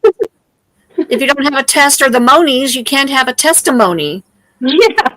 So, welcome the tests and the monies, because then you can have a testimony. If you have never, ever experienced losing a loved one, how can you offer condolences? How can you offer comfort to someone going through the loss of a loved one? Yes, and actually, Karma, I think that is this next one. So point number 3, bad things happen to good people, but those bad things equip believers for deeper ministry. Praise be to the Father of compassion and the God of all comfort, who comforts us in all of our trouble, so that we can comfort those in any trouble with the comfort we ourselves receive from God. For just as we share abundantly in the sufferings of Christ, which I love that, we share his suffering, so also our comfort abounds in Christ. So those with battle scars can better help those going through battles. And that's who I would want to, if I was seeking advice from somebody or I was going through a hard time, I needed some words of wisdom, I'm going to go to someone who knows what the heck they're talking about, because they went through that, they have gone through troubles themselves. So I know for sure they know that it might not be exactly the same as my situation, but they at least have an idea, versus, someone who's like, oh, I never have been through this or that. I'm not going to go to them for advice. How much could they possibly help? You know what I'm saying? Hey, Scully. If I need marriage or parenting advice, I'm not going to go to some single kid right out of high school who's never experienced those issues. Or I'm not going to go to a 40-something bachelor that still lives with his mom in her basement and has never dated. Yes. I go to, pardon me, my screen likes to go dark. If I need advice because I'm having problems with menopause, I'm not going to go to a man who's never experienced it. Yeah. You want to go to, as a woman who's starting to go through menopause, you want to go to an older woman who's gone through it. So you go through troubles so that you can bring advice, godly wisdom, encouragement, help, peace. Yeah. That's something that helps get me through even years ago when I would be like, oh my gosh, so many things, I don't know, just bad things happening, and it would get me so stressed out. This was years ago. But then the more I was in my Bible, the more I was, just out of the world, basically, and that point of view, the more I just, that thought, what you were saying, is something that helped me through a lot when I'm thinking, okay, this crappy situation I'm going through might not even be for me. It might be because one of the kids is going to go through something, and I need to go through this so that when they're calling home to ask, or, to say, hey, this is what I'm going through, we will know. I feel like that's something that my husband and I are going through right now, not relationship wise, that stuff is good, but something that we are currently facing and in the middle of doing. We've never done it before. It sucks. And we're like, how the heck, how did we get here? We know how it happened, but that's something else that's helping me too. Maybe our kids, either they might go through something like this, or we're going through it so that we can teach them preventative things so that they don't have to do this thing that we're doing, which I won't talk about it because I don't want to get like way into that. Andy, thank you for the super chat again. Thank you so much. Oh, Greg, you saw my mom in one of my videos. Yeah, I guess I could do that, Karma, but I'll send you her channel too. Okay. Okay, let's see. Christy, thank you for being here. I'm sorry. And Scully, and yes, I'm so sorry, you guys. I'm so behind. Okay. That was point number 3. Okay, so the last point is that, okay, bad things happen, but the worst things happened to the best person, which, Karma, you kind of touched on this earlier. Jesus was the only truly righteous person, yet he suffered more than we can imagine. We follow in his footsteps. If you suffer for doing good and you endure it, then this is commendable before God. To this you were called because Christ suffered for you, leaving you an example that you should follow in his footsteps. He committed no sin, and no deceit was found in his mouth. When they hurled their insults at him, he did not retaliate. When he suffered, he made no threats. Instead, he entrusted himself to the one who judges justly. Mm-hmm. That was the last point. So these are just things like points to keep in mind or to stop and think about, if the thing is, why is that happening to that guy or that girl? They're so good. How could they be going through this bad thing? Or, why am I going through this? I'm a good person. I don't deserve this, type of thing that I always, which you guys know this from being on my channel. I may not talk about this specifically. Why do bad things happen to good people? But I am always talking about how we are strengthened through our struggles. I talk about it all the time. I've said that so many times over here because we are. And that every hard time we go through, it's such an opportunity. Like, don't let those opportunities pass you by to get something out of it. There is something that we know better for the next time. We're being equipped, we're being molded, we're being strengthened. Like, every time we go through something hard or uncomfortable, it's an opportunity to gain so much. Like, we can gain so much from that. And every experience that we go through, whether good, bad, or indifferent, is an opportunity to learn, to grow, to stretch, to change, to help others, to become a better person, to become a better Christian. To be more Christ-like, So in every trial that we face, it's an opportunity. And we're going to have more, the hard times aren't going to just stop. It's not like, oh, all right, I had a year of some struggles, so I'll be like struggle-free for a while. So, no, they're going to keep coming. So if we go through a hard time and we maybe don't handle it very well, whether it's a hard time that's long lasting or a hard time that's like right in the moment, a few minutes of something, and we happen to not handle it very well, we'll get another chance to try again, to try to do better. Right. And then also just knowing that we're not always going to understand why. Job didn't know why God allowed all those things to happen, but he still trusted it, or he still trusted God. Like, we don't always understand, okay, what's going on right now? Is this a God thing? Like, he's putting this, struggle here so that I can learn something and grow to get to the next step? Is this an attack from the devil? Is this just a consequence of something I did? Whichever thing it is, I always want my reaction to be exactly the same, no matter what. Whether it's a consequence of my doing, whether it's the devil, whether it's God, I always want my response to be, I trust you. I'm walking by faith. I want to learn something from this and leaning on God. So no matter what the thing is, trusting, like Job. Right. Dan just made a comment here. It says, it is sometimes a hard process when you are going through the rough process.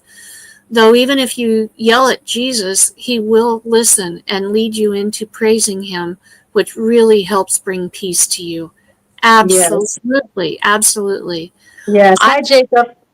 I had an experience one time when Ronson was probably around 8, I'm going to say 7 or 8 years old.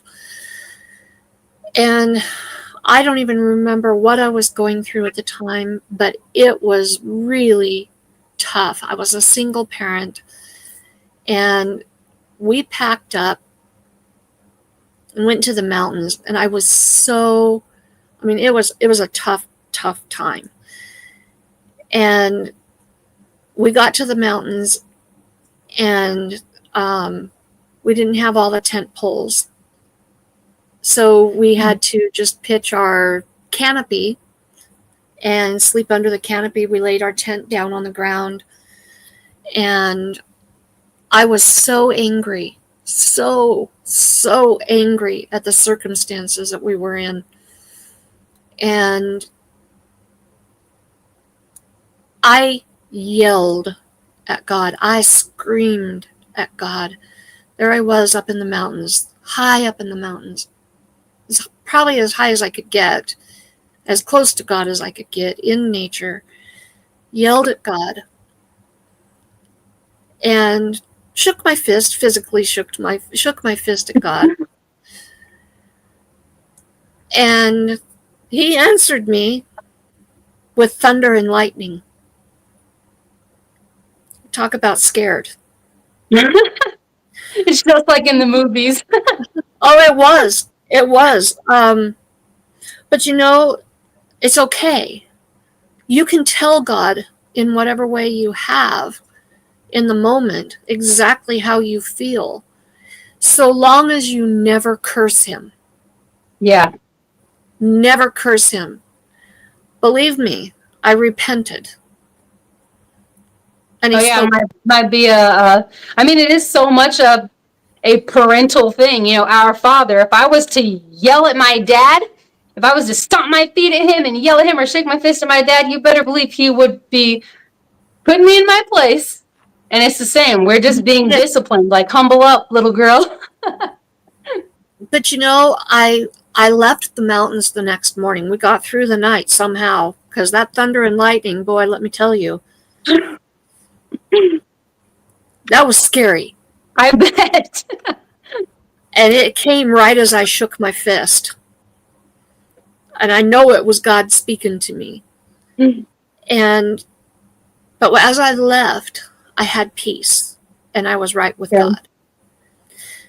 Never curse God in your anger. Yeah. But you can talk to God just like you would your earthly father.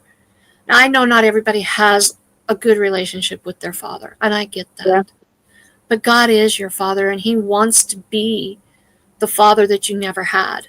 Yeah, and that we don't have to be afraid, like, I don't want to say this thing because I'm ashamed, or I'm going to be turned away, or I'm going to be disowned, or anything like that. None of that. It's all just so it's not I don't know, a lot of people have this, like my mom even went through a phase of questioning, like, is God punishing me?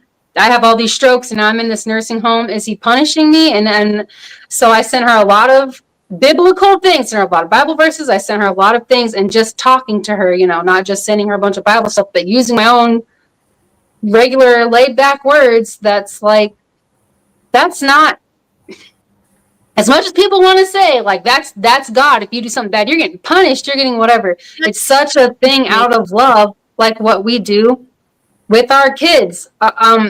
There's going to be some kind of discipline. Somebody said, oh, Dan, I know losing mom in February, our dog in March, and now Kathy.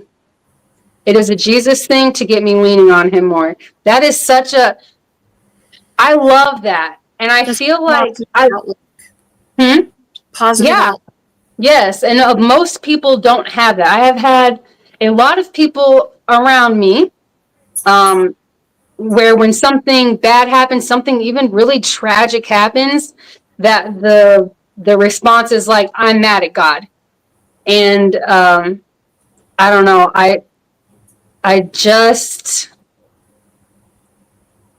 don't know. I feel like that's such a a worldly thing too. Maybe. I mean, I guess like we feel how we feel, but mad at him, why?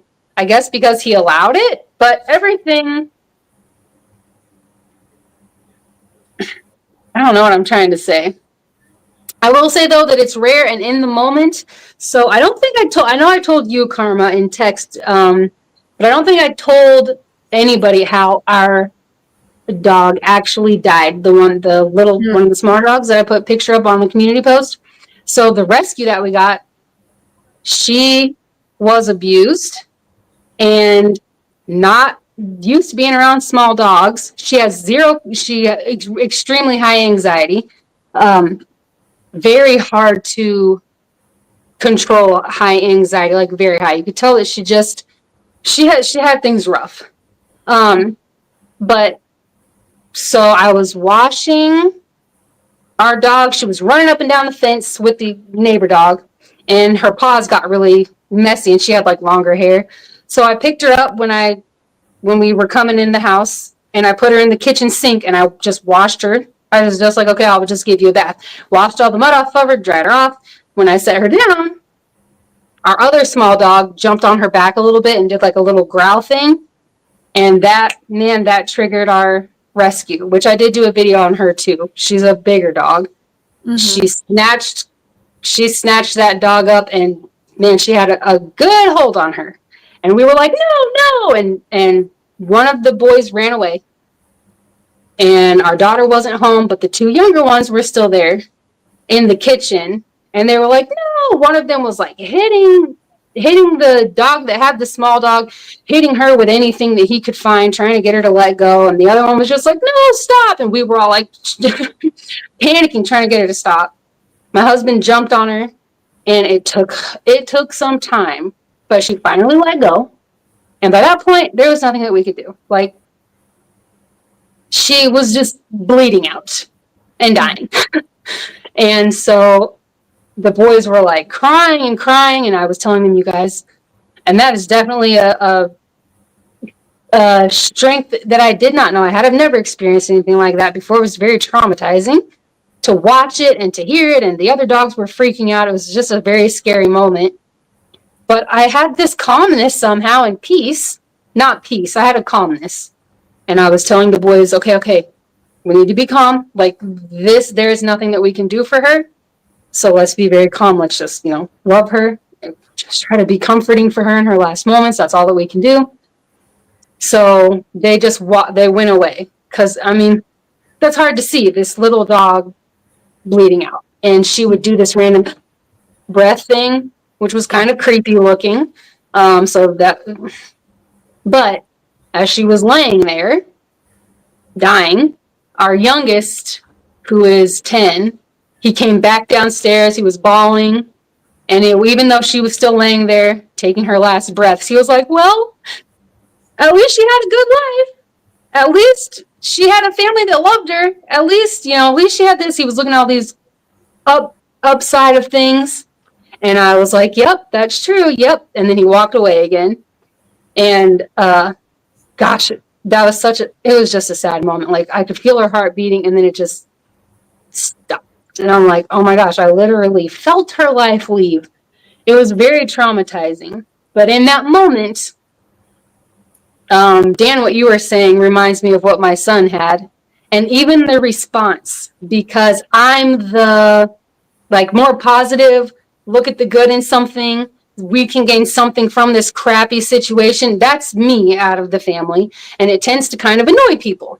Like, be mad, be mad with us, be irritated with us, complain with us. And I just not my natural way. So that was a moment where I was like, that's awesome. After things calmed down, I was telling him that's awesome that even in the moment, like smack dab in the middle of the trauma, that you were still able to think of something good, and then you wanted to share it with other people. And then I kind of warned him that sometimes when you want to do that, don't ever stop doing that. But sometimes when you do, the response might not be very good. Because a lot of times people are like, I don't want to hear that right now. Like, I don't want to hear something positive. Don't tell me anything good, just let me be in my misery, Mm-hmm. which I think is sad too, but that reminded me of that I love that that's inside of people, that, even in the middle of something so scary and sad, that you can still, he's still there, in the middle of it. Right. It has taken me a lot of years to reach the place where I don't fall apart in a crisis. You know, most of the people who follow me know my husband lost his job in January. And at one point, my disability income was enough that we were able to get by on it. And the place where we live was sold, and the new owners just keep raising the rent. And so in the moment, plus I do cat rescue, and I had just taken in 9 kittens that had been born under our house. Oh, yeah. And I had 6 cats of my own, plus we have a little dog. And we didn't know it at the time, but we were going to eventually have 3 pregnant mamas and 14 kittens born in a few months. We didn't know that at the time. But so middle of January, in the coldest part of our winter, my husband loses his job in a really rotten way. The place did him really dirty. We really probably had a lawsuit. And he came home from work, told me he'd lost his job and that they had forced him to sign a letter of resignation before he left. And I had my outburst, momentary outburst.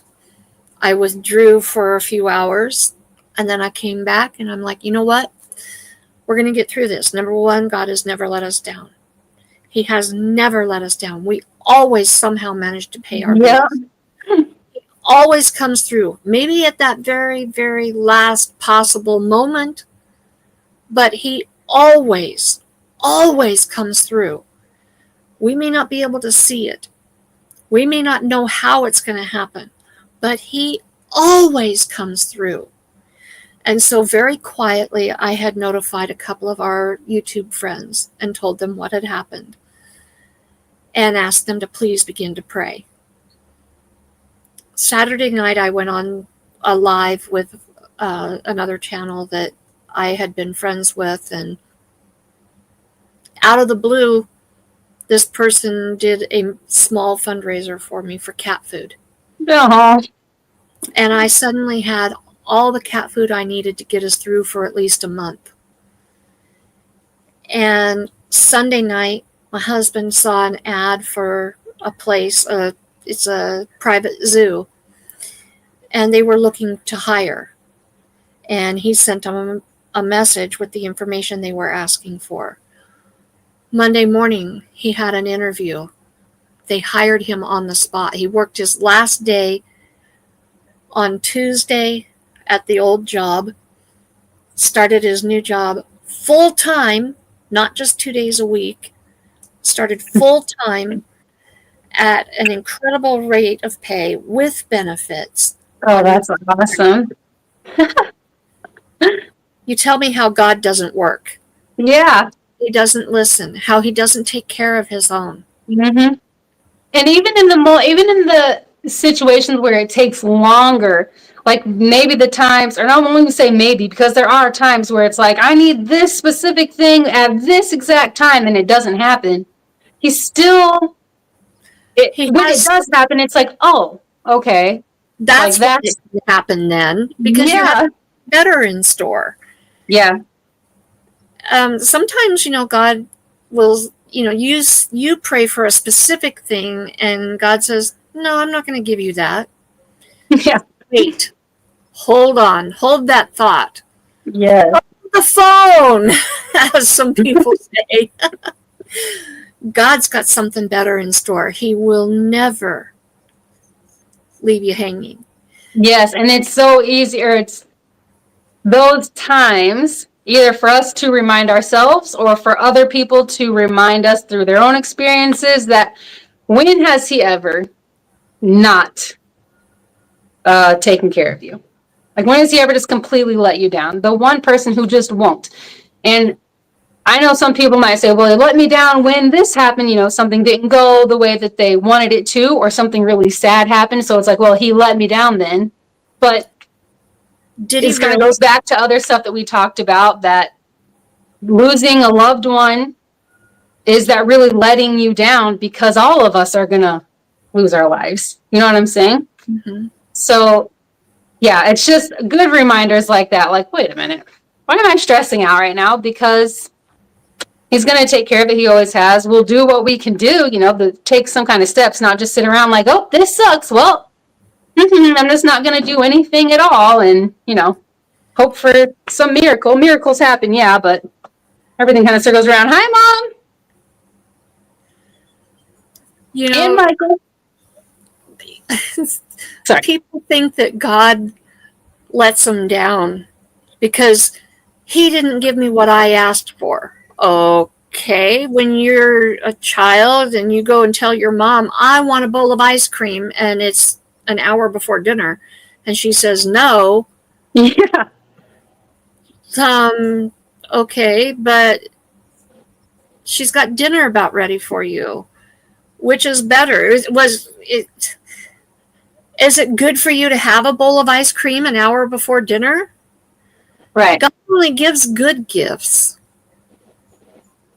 Yep. And the things that he allows that aren't very great are still for our benefit, because we're growing from it. We're learning from it. All the different things that we talked about. Like, no matter what, he is good. He is good, and he keeps his promises. He's faithful to do those things. Like, yeah, definitely no reason to doubt. That's right. Sorry, Absolutely. I had to move. My phone's dying. I had to plug it in over here. Oh. I'm in the kitchen now. I thought you were about to fix us a dinner or something, I ate burgers again. Jason, yeah, you're still in here. I was not kidding about chaffles. I made 22 yesterday on the one thing that I won on your channel. That took forever. And then tonight I made, I think, 12 or 13 of them. Yeah, everyone is, sorry, I'm lifting this thing up. Everyone is like, they just want the dang chaffles all the time. My husband did get a Dash Mini. I think they were on sale. So it was like $9 or something. So now I have two to make a bunch of chaffles, but he got that and eggs and cheese and hamburgers. So they're just going chaffles and everything. Everyone's like, chaffles. Can you make cinnamon chaffles? Can you make blueberry chaffles? Can you make regular chaffles and just put them all in the freezer? I'm like, yeah. So I'm going to be making chaffles for like, I don't know, a week straight, nonstop making chaffles. And it'll last for like 2 days. It is saving us money on meat, though, which is nice. It's filling everybody up. It's something different.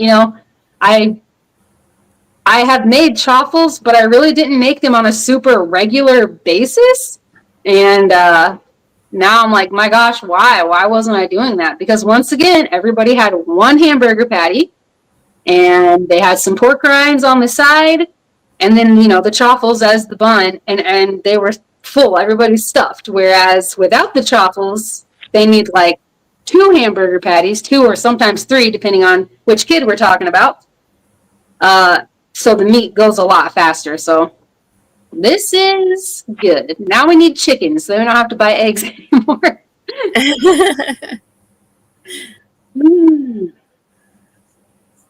5-minute low-carb burger buns. Yeah, it seriously takes like no time at all.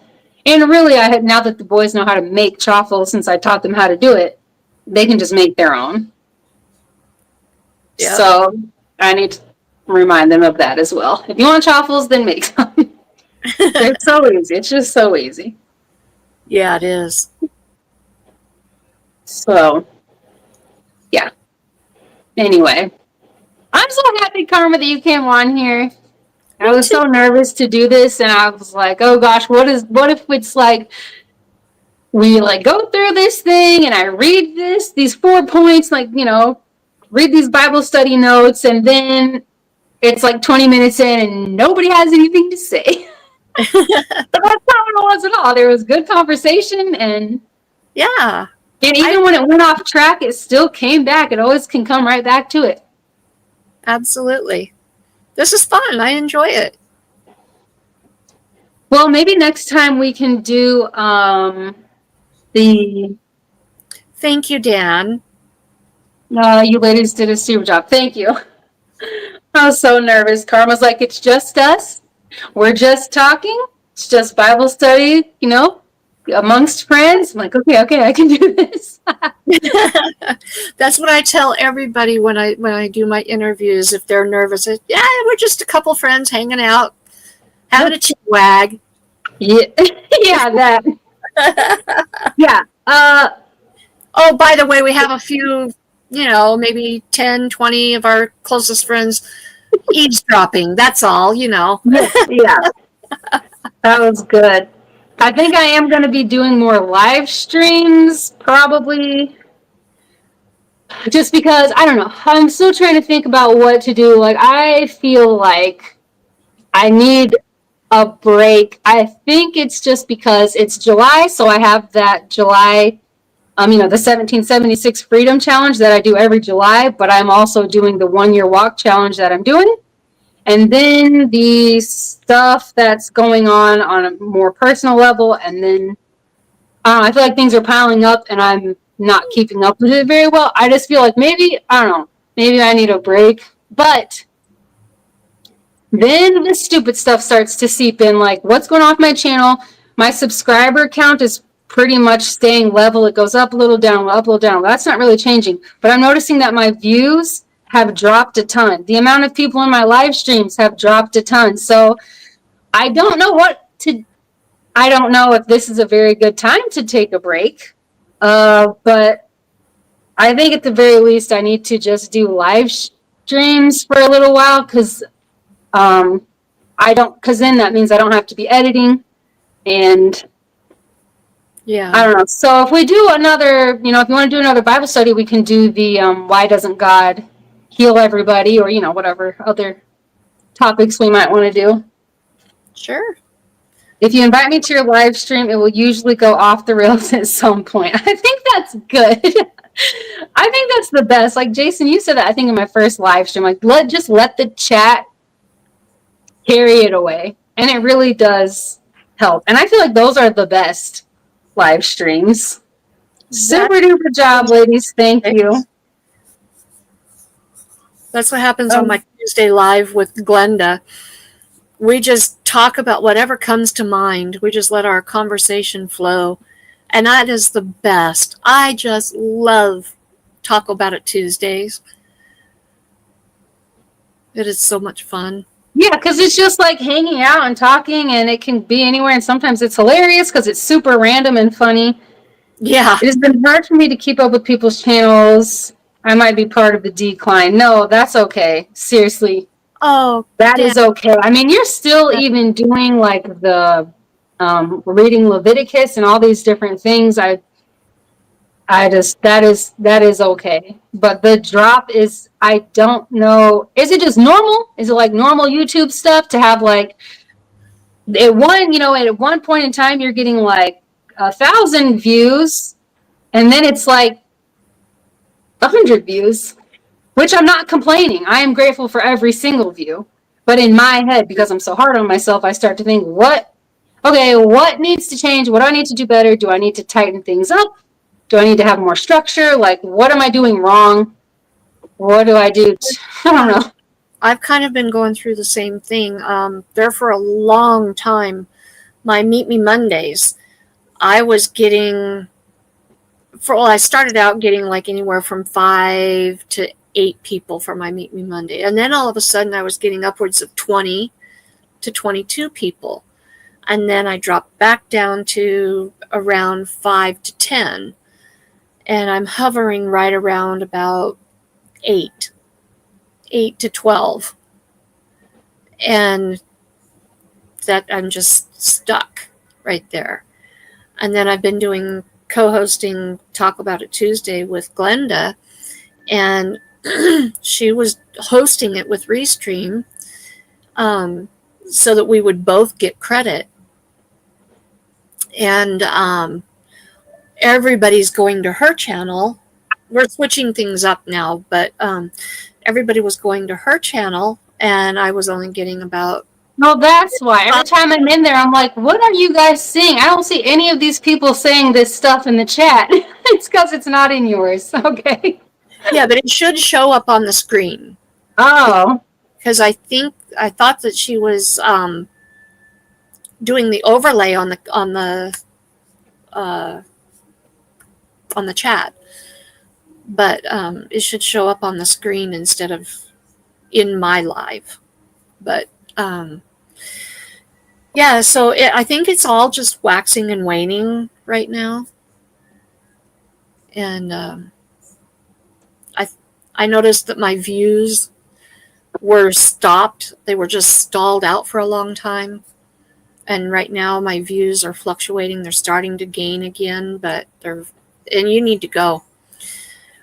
Kendra, you guys, I don't have any control over the live stream, but we just need to give her family a chance to come and shut it down, but we need to just pray for Kendra.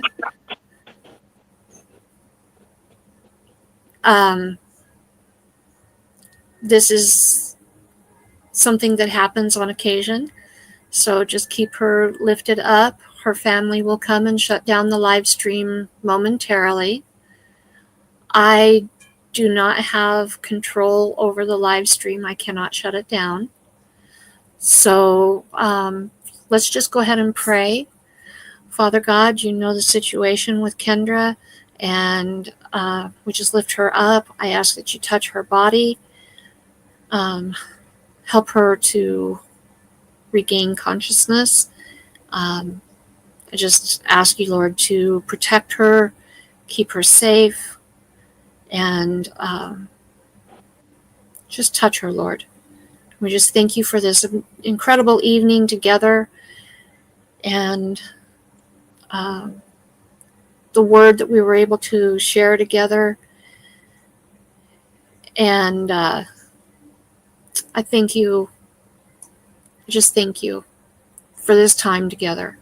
In Jesus' name, amen. Thank you, Sarah. Thank you for taking care of that. I have enjoyed being here and being a part of this, getting to know some new channels and seeing some familiar faces. And I do hope that we'll get to do this again very soon.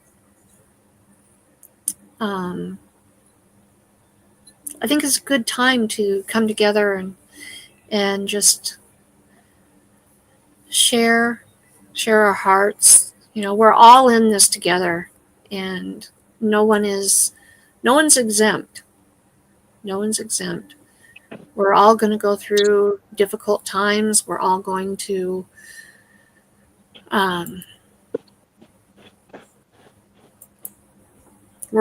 have challenges, and we need to be there to encourage each other. So, sounds like her husband is here, and he can go ahead and close out this live when he gets a moment.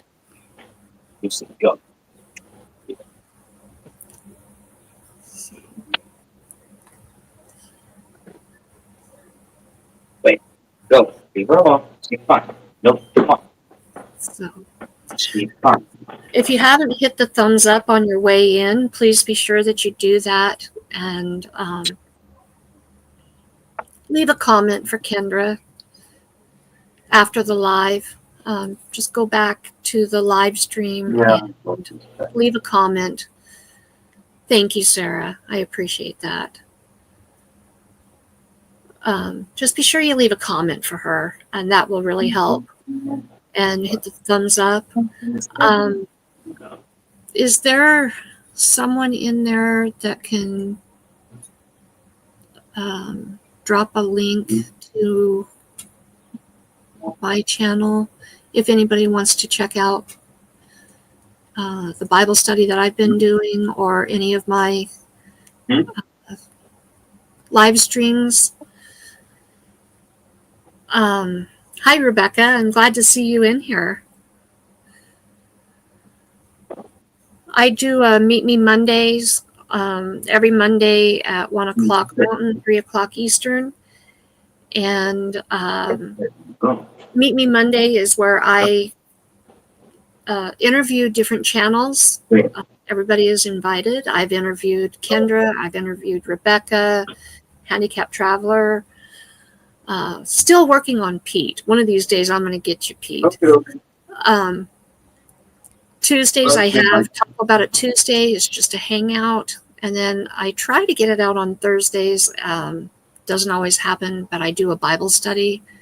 It's usually just a pretty short one, anywhere from 10 to 20, 25 minutes. And it's usually done as a premiere. And everybody is invited to come and check it out. My channel name is actually Lewis Acre Farm Karma.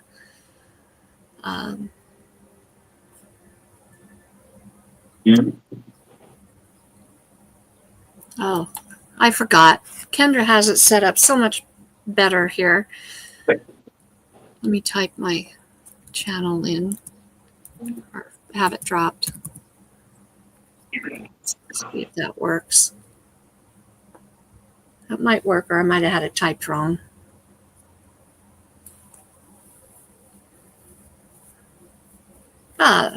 There you go. There's the link to my channel if anybody's interested in coming and checking it out. So, I mentioned that I do cat and kitten rescue. And here's one of my little babies born here. So, this is Rebecca. Call her Becky. She's about 3 months old, and she needs a new home. Along with all the other babies, they need new homes. If you live in the Idaho area or surrounding states, I'm looking for adopters. So,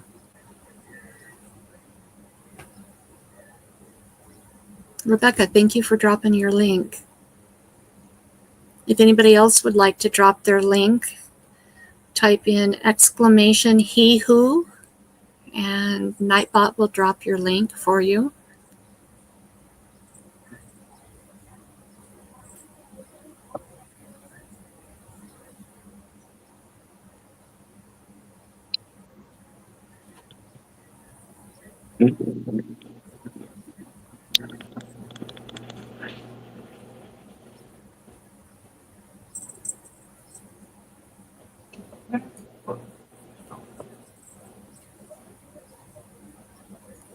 If anybody's interested in having an interview on Meet Me Monday, I have a interview request form on the About section of the channel. You're welcome to fill that out.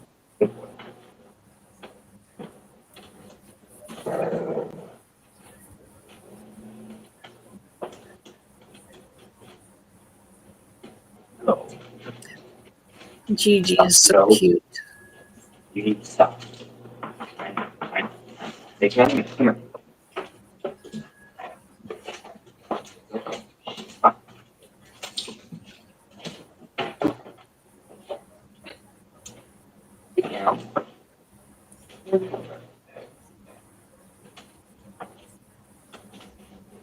Mm-hmm.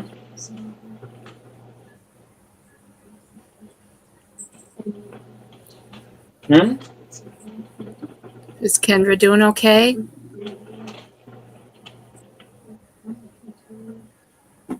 Do it better right now.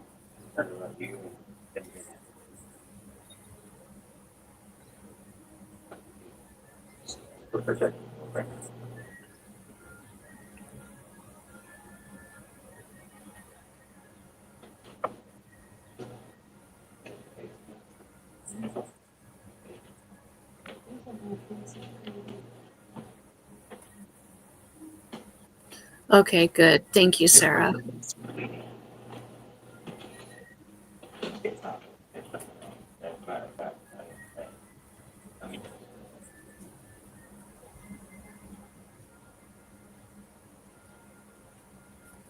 Does anybody have anything else they'd like to talk about while we wait for the live to be shut down?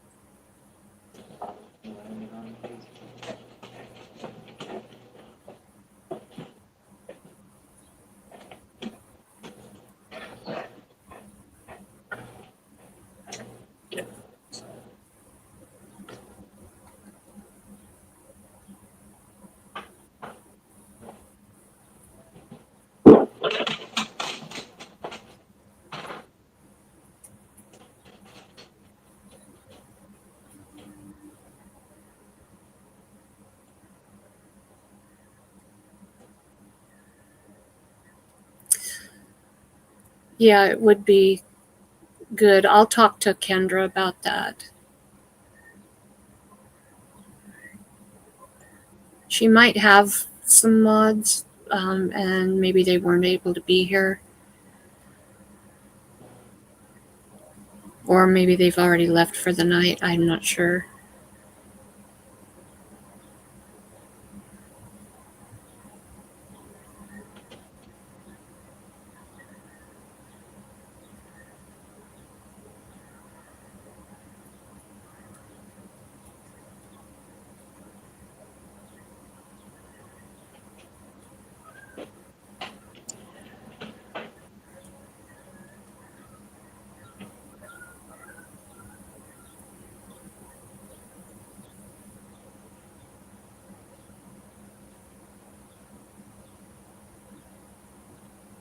Okay, I thought that she might have one or two. Thank you for that, Ronson.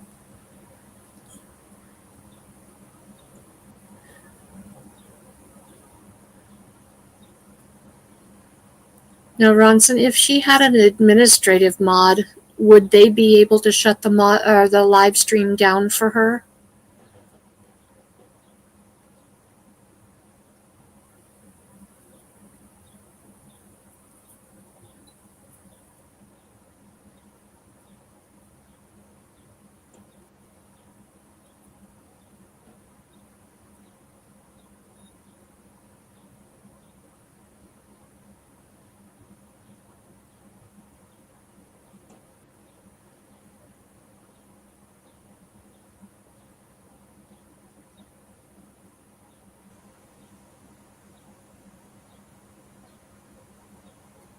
Okay.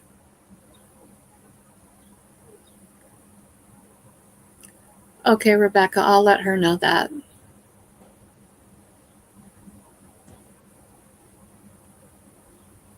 Oh, okay, Jason. Thank you.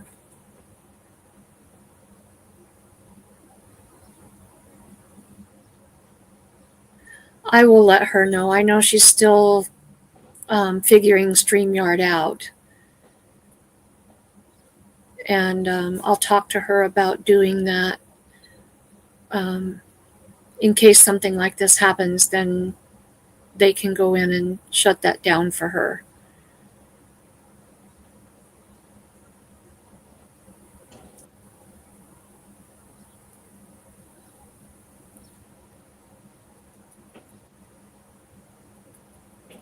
I don't even have a game or anything that we could play while we wait.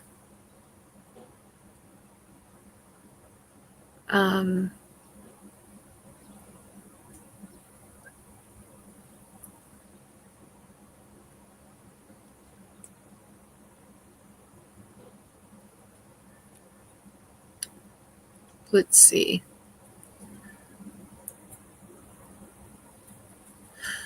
Well, I guess we could do kind of a would you rather type game while we wait. So, rain or shine?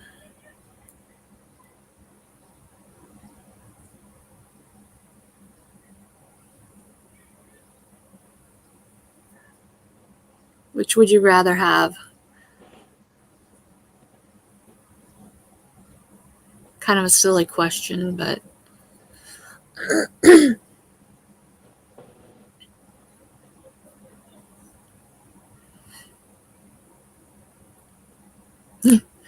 rain if you're inside and shine if not. Yeah.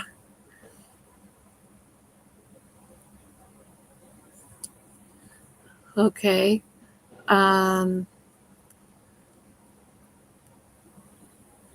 But not so hot. Right. Um, winter or summer?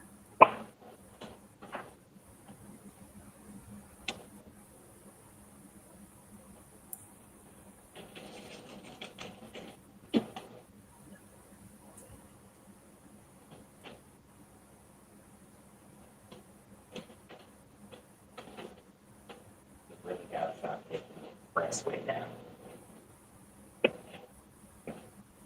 Figure out, bro. I agree. I like summer better.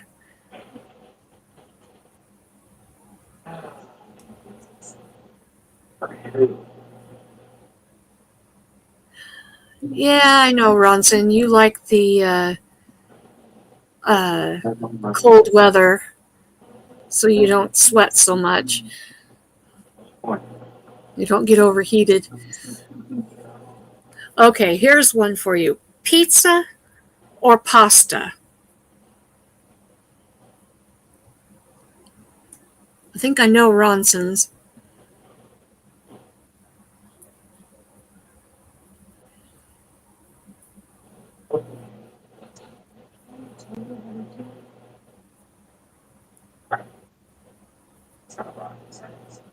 Yep, I knew that. I knew you'd say pizza. I don't know which I would choose, actually. It depends on what kind of pasta it is. But I do really like pizza.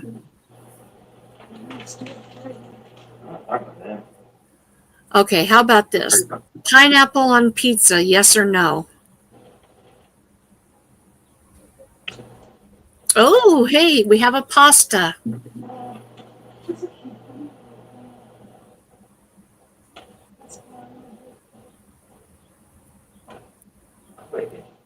Yes for pineapple. We have one. Any more yeses? There's another yes.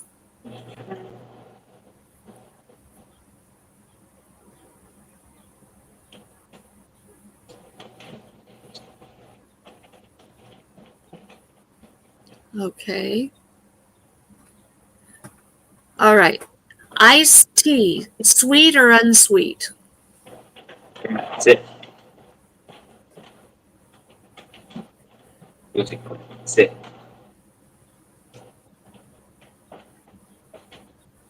Sit. Good girl. All right.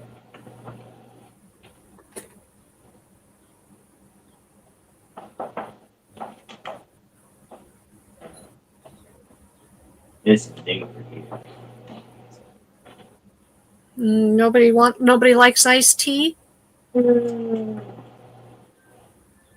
Oh, you like it both ways? Mostly I like it more on the unsweet side, but I do like a tiny bit of sugar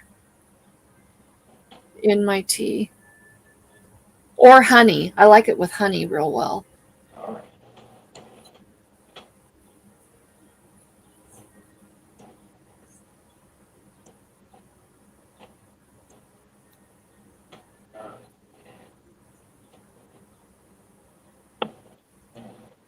You move. Move. Let's see. Move. Don't forget. What else? Ice cream, vanilla or chocolate?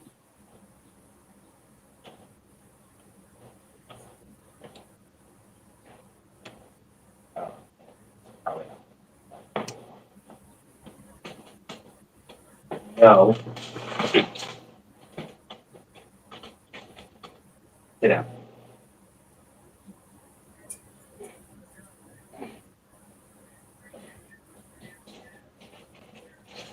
There you go. No. Yeah, please. You like chocolate? Oh, and a vanilla. We got one chocolate, one vanilla.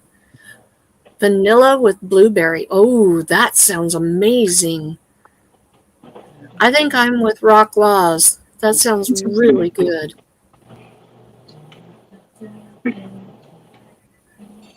Ah, is that Alf? Go. That's Alf all dressed up.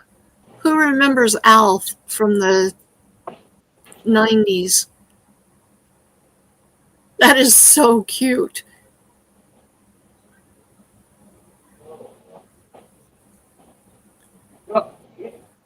That is cute. Okay, let's see.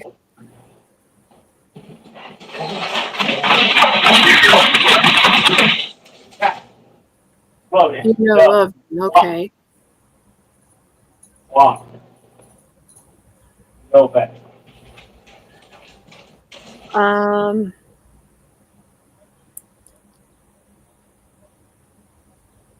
Trying to think of another either or here.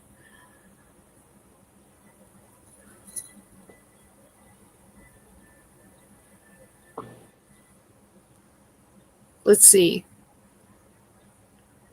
Nightlight or pitch black for sleeping.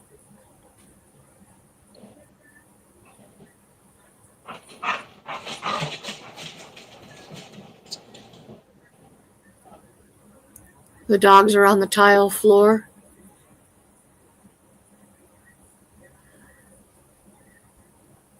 They make a lot of noise with their nails when they walk on it, don't they?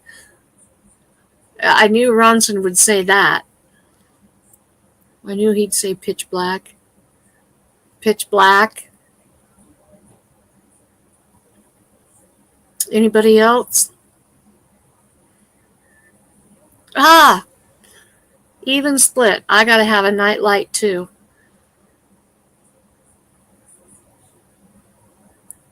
I gotta be able to see my surroundings at least a little bit. Oh, okay. Yeah. I thought that might be what you were referring to.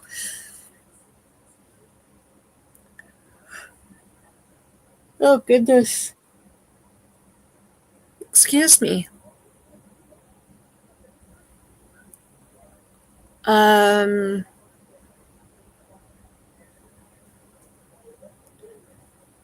Okay, here's one. Multiple choice.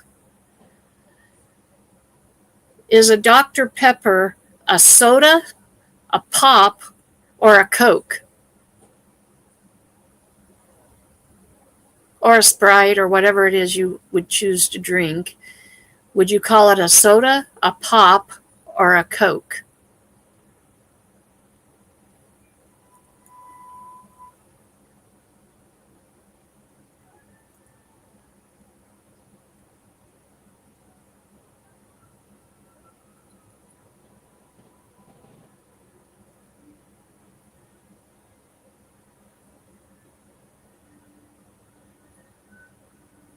Or maybe a soda pop.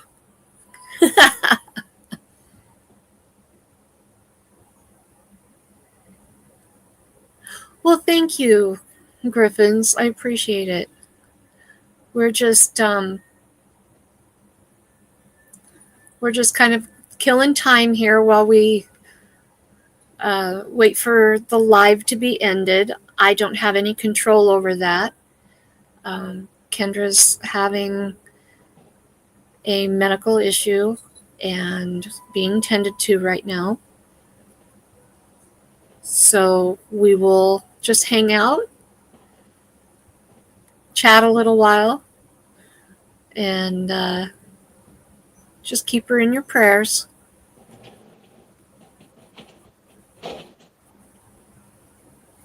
So you'll combine it And some of us will call it soda or soda pop. Haven't seen anybody that calls it Coke. I remember my parents had a neighbor long time ago, and she asked my dad and her kids one time, do you want a Coke? And my dad said, well, sure. And she goes, what kind of Coke do you want? And my dad was so confused because we don't call fizzy drinks Coke. They're either soda or pop or soda pop. We don't call it that very often, but usually it's soda.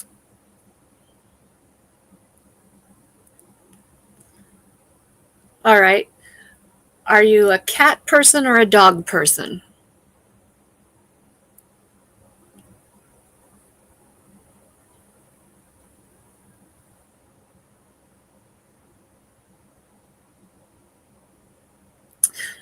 Yes, Griffins. It does happen. It comes on real fast, and there's just nothing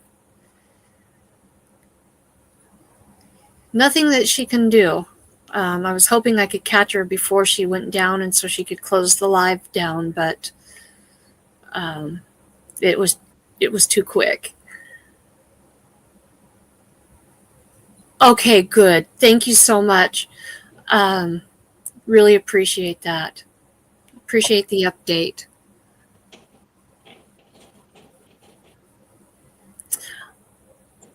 I don't mind dogs, but I love cats.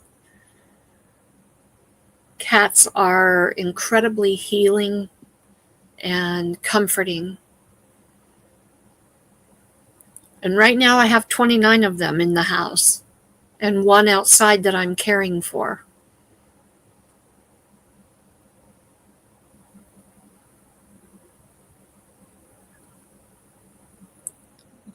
22 of those cats are up for adoption. If you are anywhere in the area of Idaho, I'm willing to drive a little ways to meet you if you're interested in adopting any of the kittens or cats. You can see them on my channel.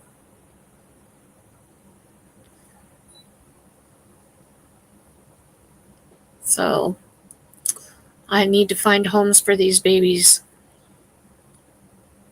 hopefully before they get much bigger.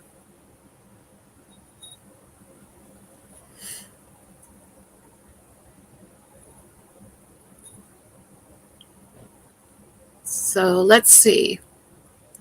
Country or city?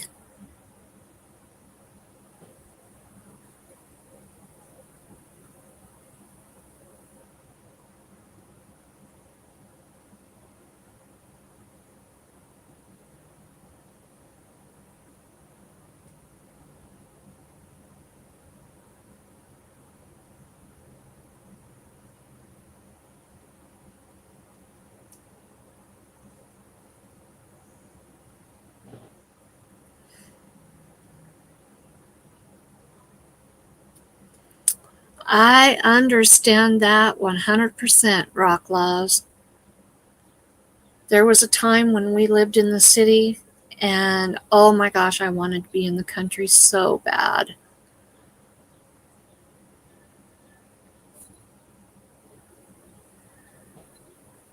Okay, Ronson, if you did drive, what would your preference be?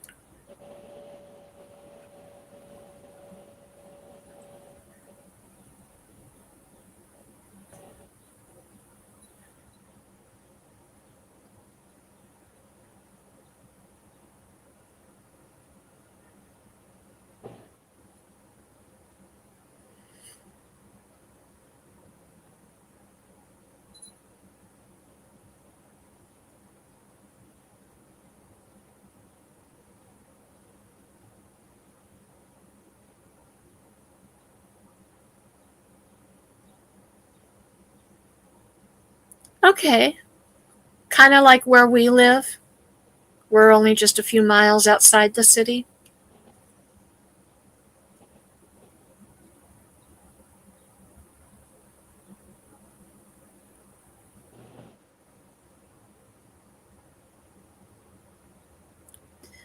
Definitely thank you for that update.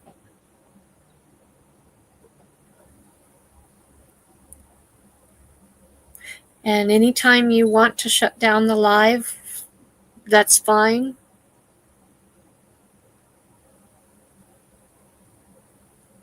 We're just hanging out. Yeah, this where we live. We are, well, the exit to our house is 3 miles from the city center. And then we're an additional 2 miles past that. So we're like 5 miles from city center exit, but we're out in the country. So it's just perfect. Although I wouldn't mind being slightly further out because they're starting to grow into our area, and it won't be long we'll be in the city if they have it their way.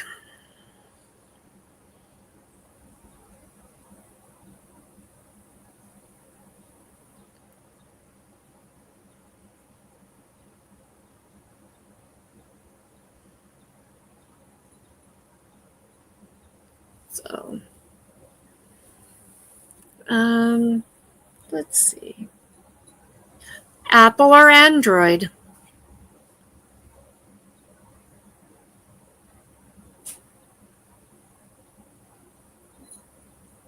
Personally, I prefer Android or PC.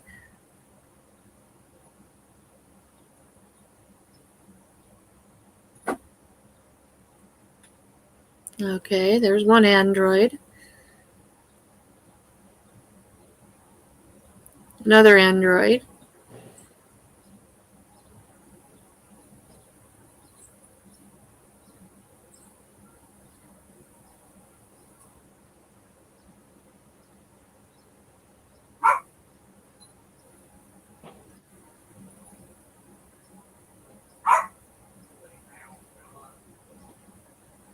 Okay, Android phones. Do you have a PC or a Mac? Or Apple computer?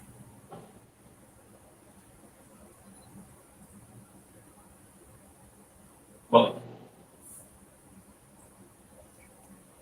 yeah, PC? we're sitting for the Cool. something from the doors, so it Awesome. vibrates. Well, this has been a lot of fun. I've enjoyed being here and hanging out with everybody. And it looks like we are about to be shut down. So I hope I get to come back and